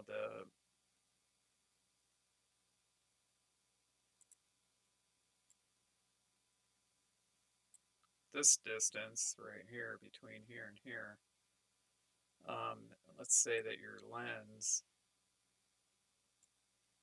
is right here somewhere.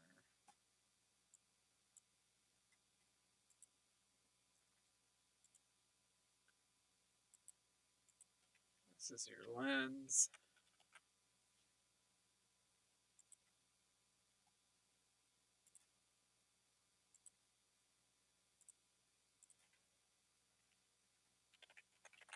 Material surface.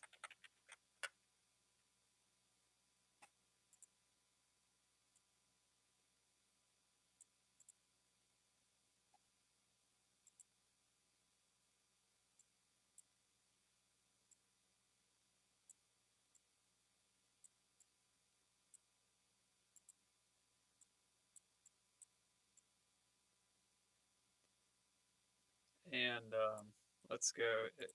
So mine is like a 4-inch focal length, and there's a couple different focal lengths.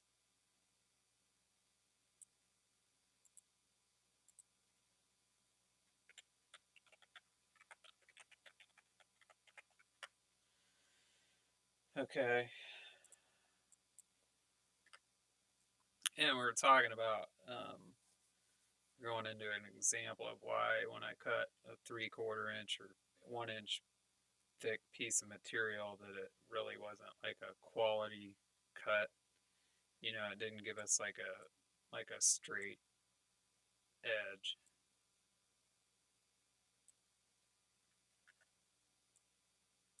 You know, instead, um, it wasn't like this. It was more like this, like your laser's coming down, and how this works is, uh, it, no, that's a little bad. Let's try this. Draw a couple lines here.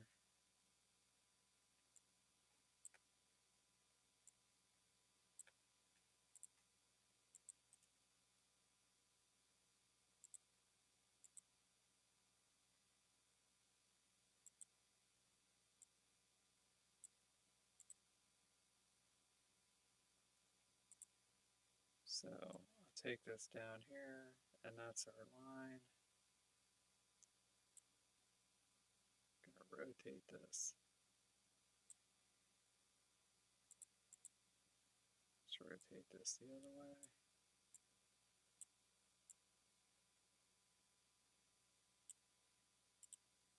Okay. Now right here is the optimal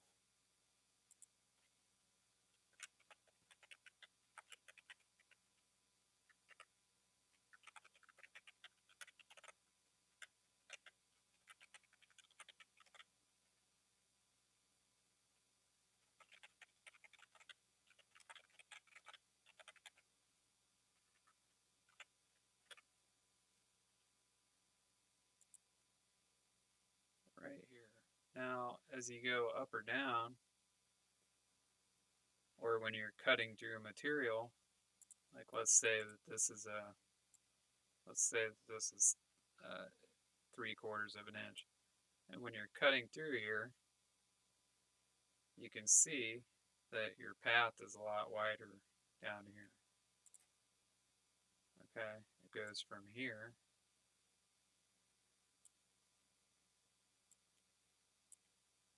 compared to this.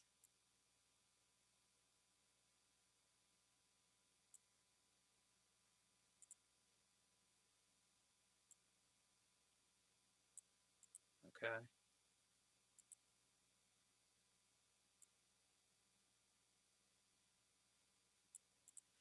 So,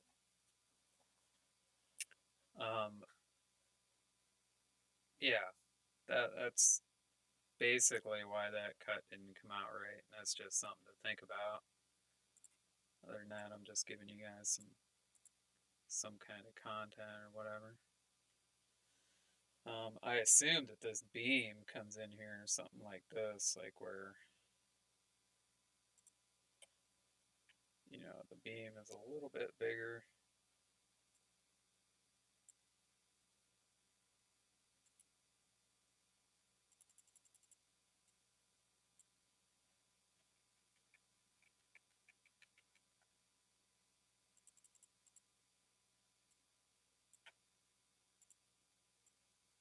You know, it hits the lens here, focuses it down.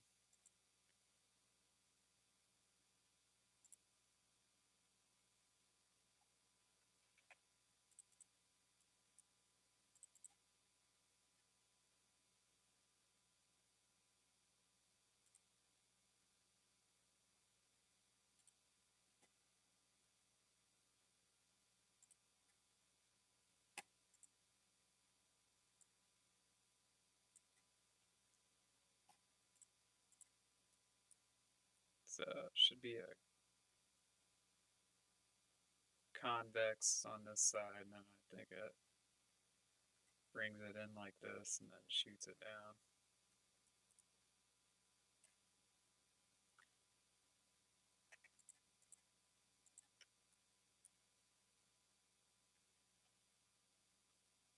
Anyways, that's what that is.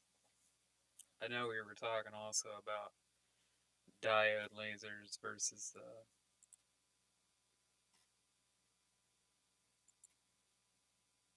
CO2 lasers, but that's how the CO2, I mean, the diode laser functions basically the same from here to here. You know, the only difference is um, the diode laser has a different laser source on the CO2 lasers, like we have. We got our laser tube here, which has got like an outside water jacket. Kind of looks more like this laser tube. There's a couple. There's a reflector here.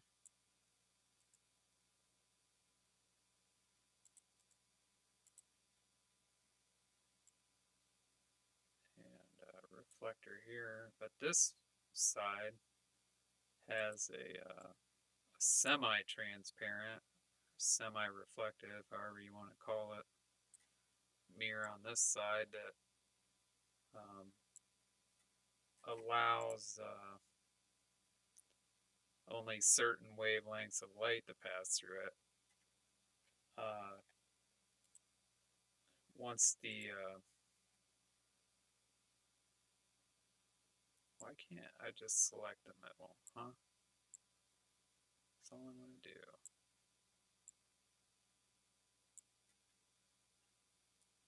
So I'm pretty sure there's a different mirror on this side than there is on this side. I think this side has a mirror, but it reflects all the light back because you don't want any of it going out that way. So that light just bounces back and forth here until it fits within the wavelength that this thing allows through, and then that beam passes through.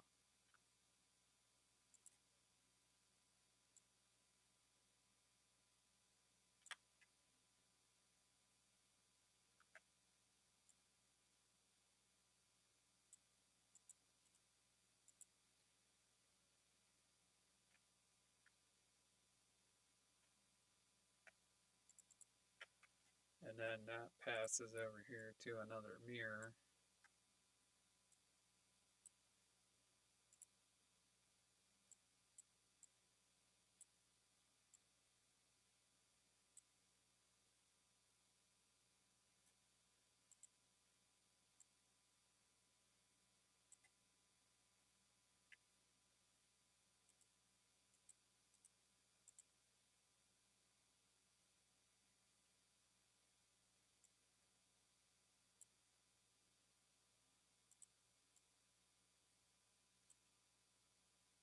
Which passes to your gantry.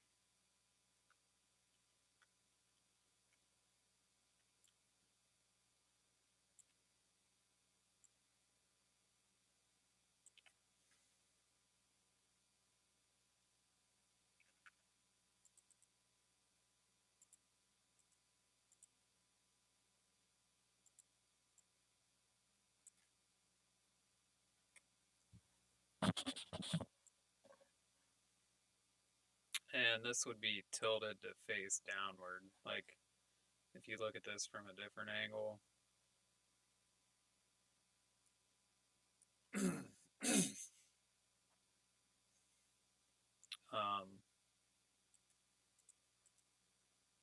this would be the top view, and the side view would look more like this.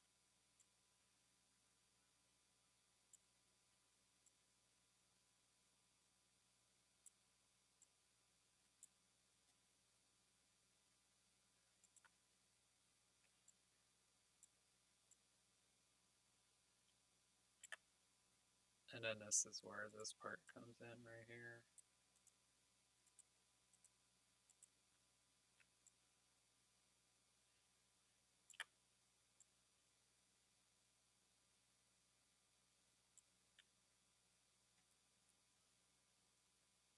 And also this part is on your moving sync, so this lengthens and moves depending on where it is on your table, and it all just stays in alignment if everything's good.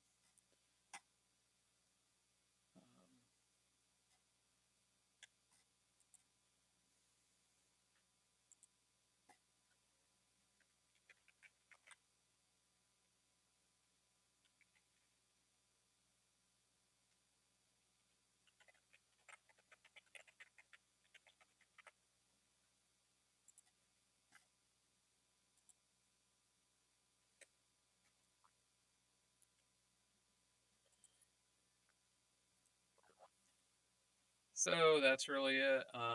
Thanks for watching today. If you're watching this later, I might go and cut some stuff out. Sorry if it was boring or whatnot.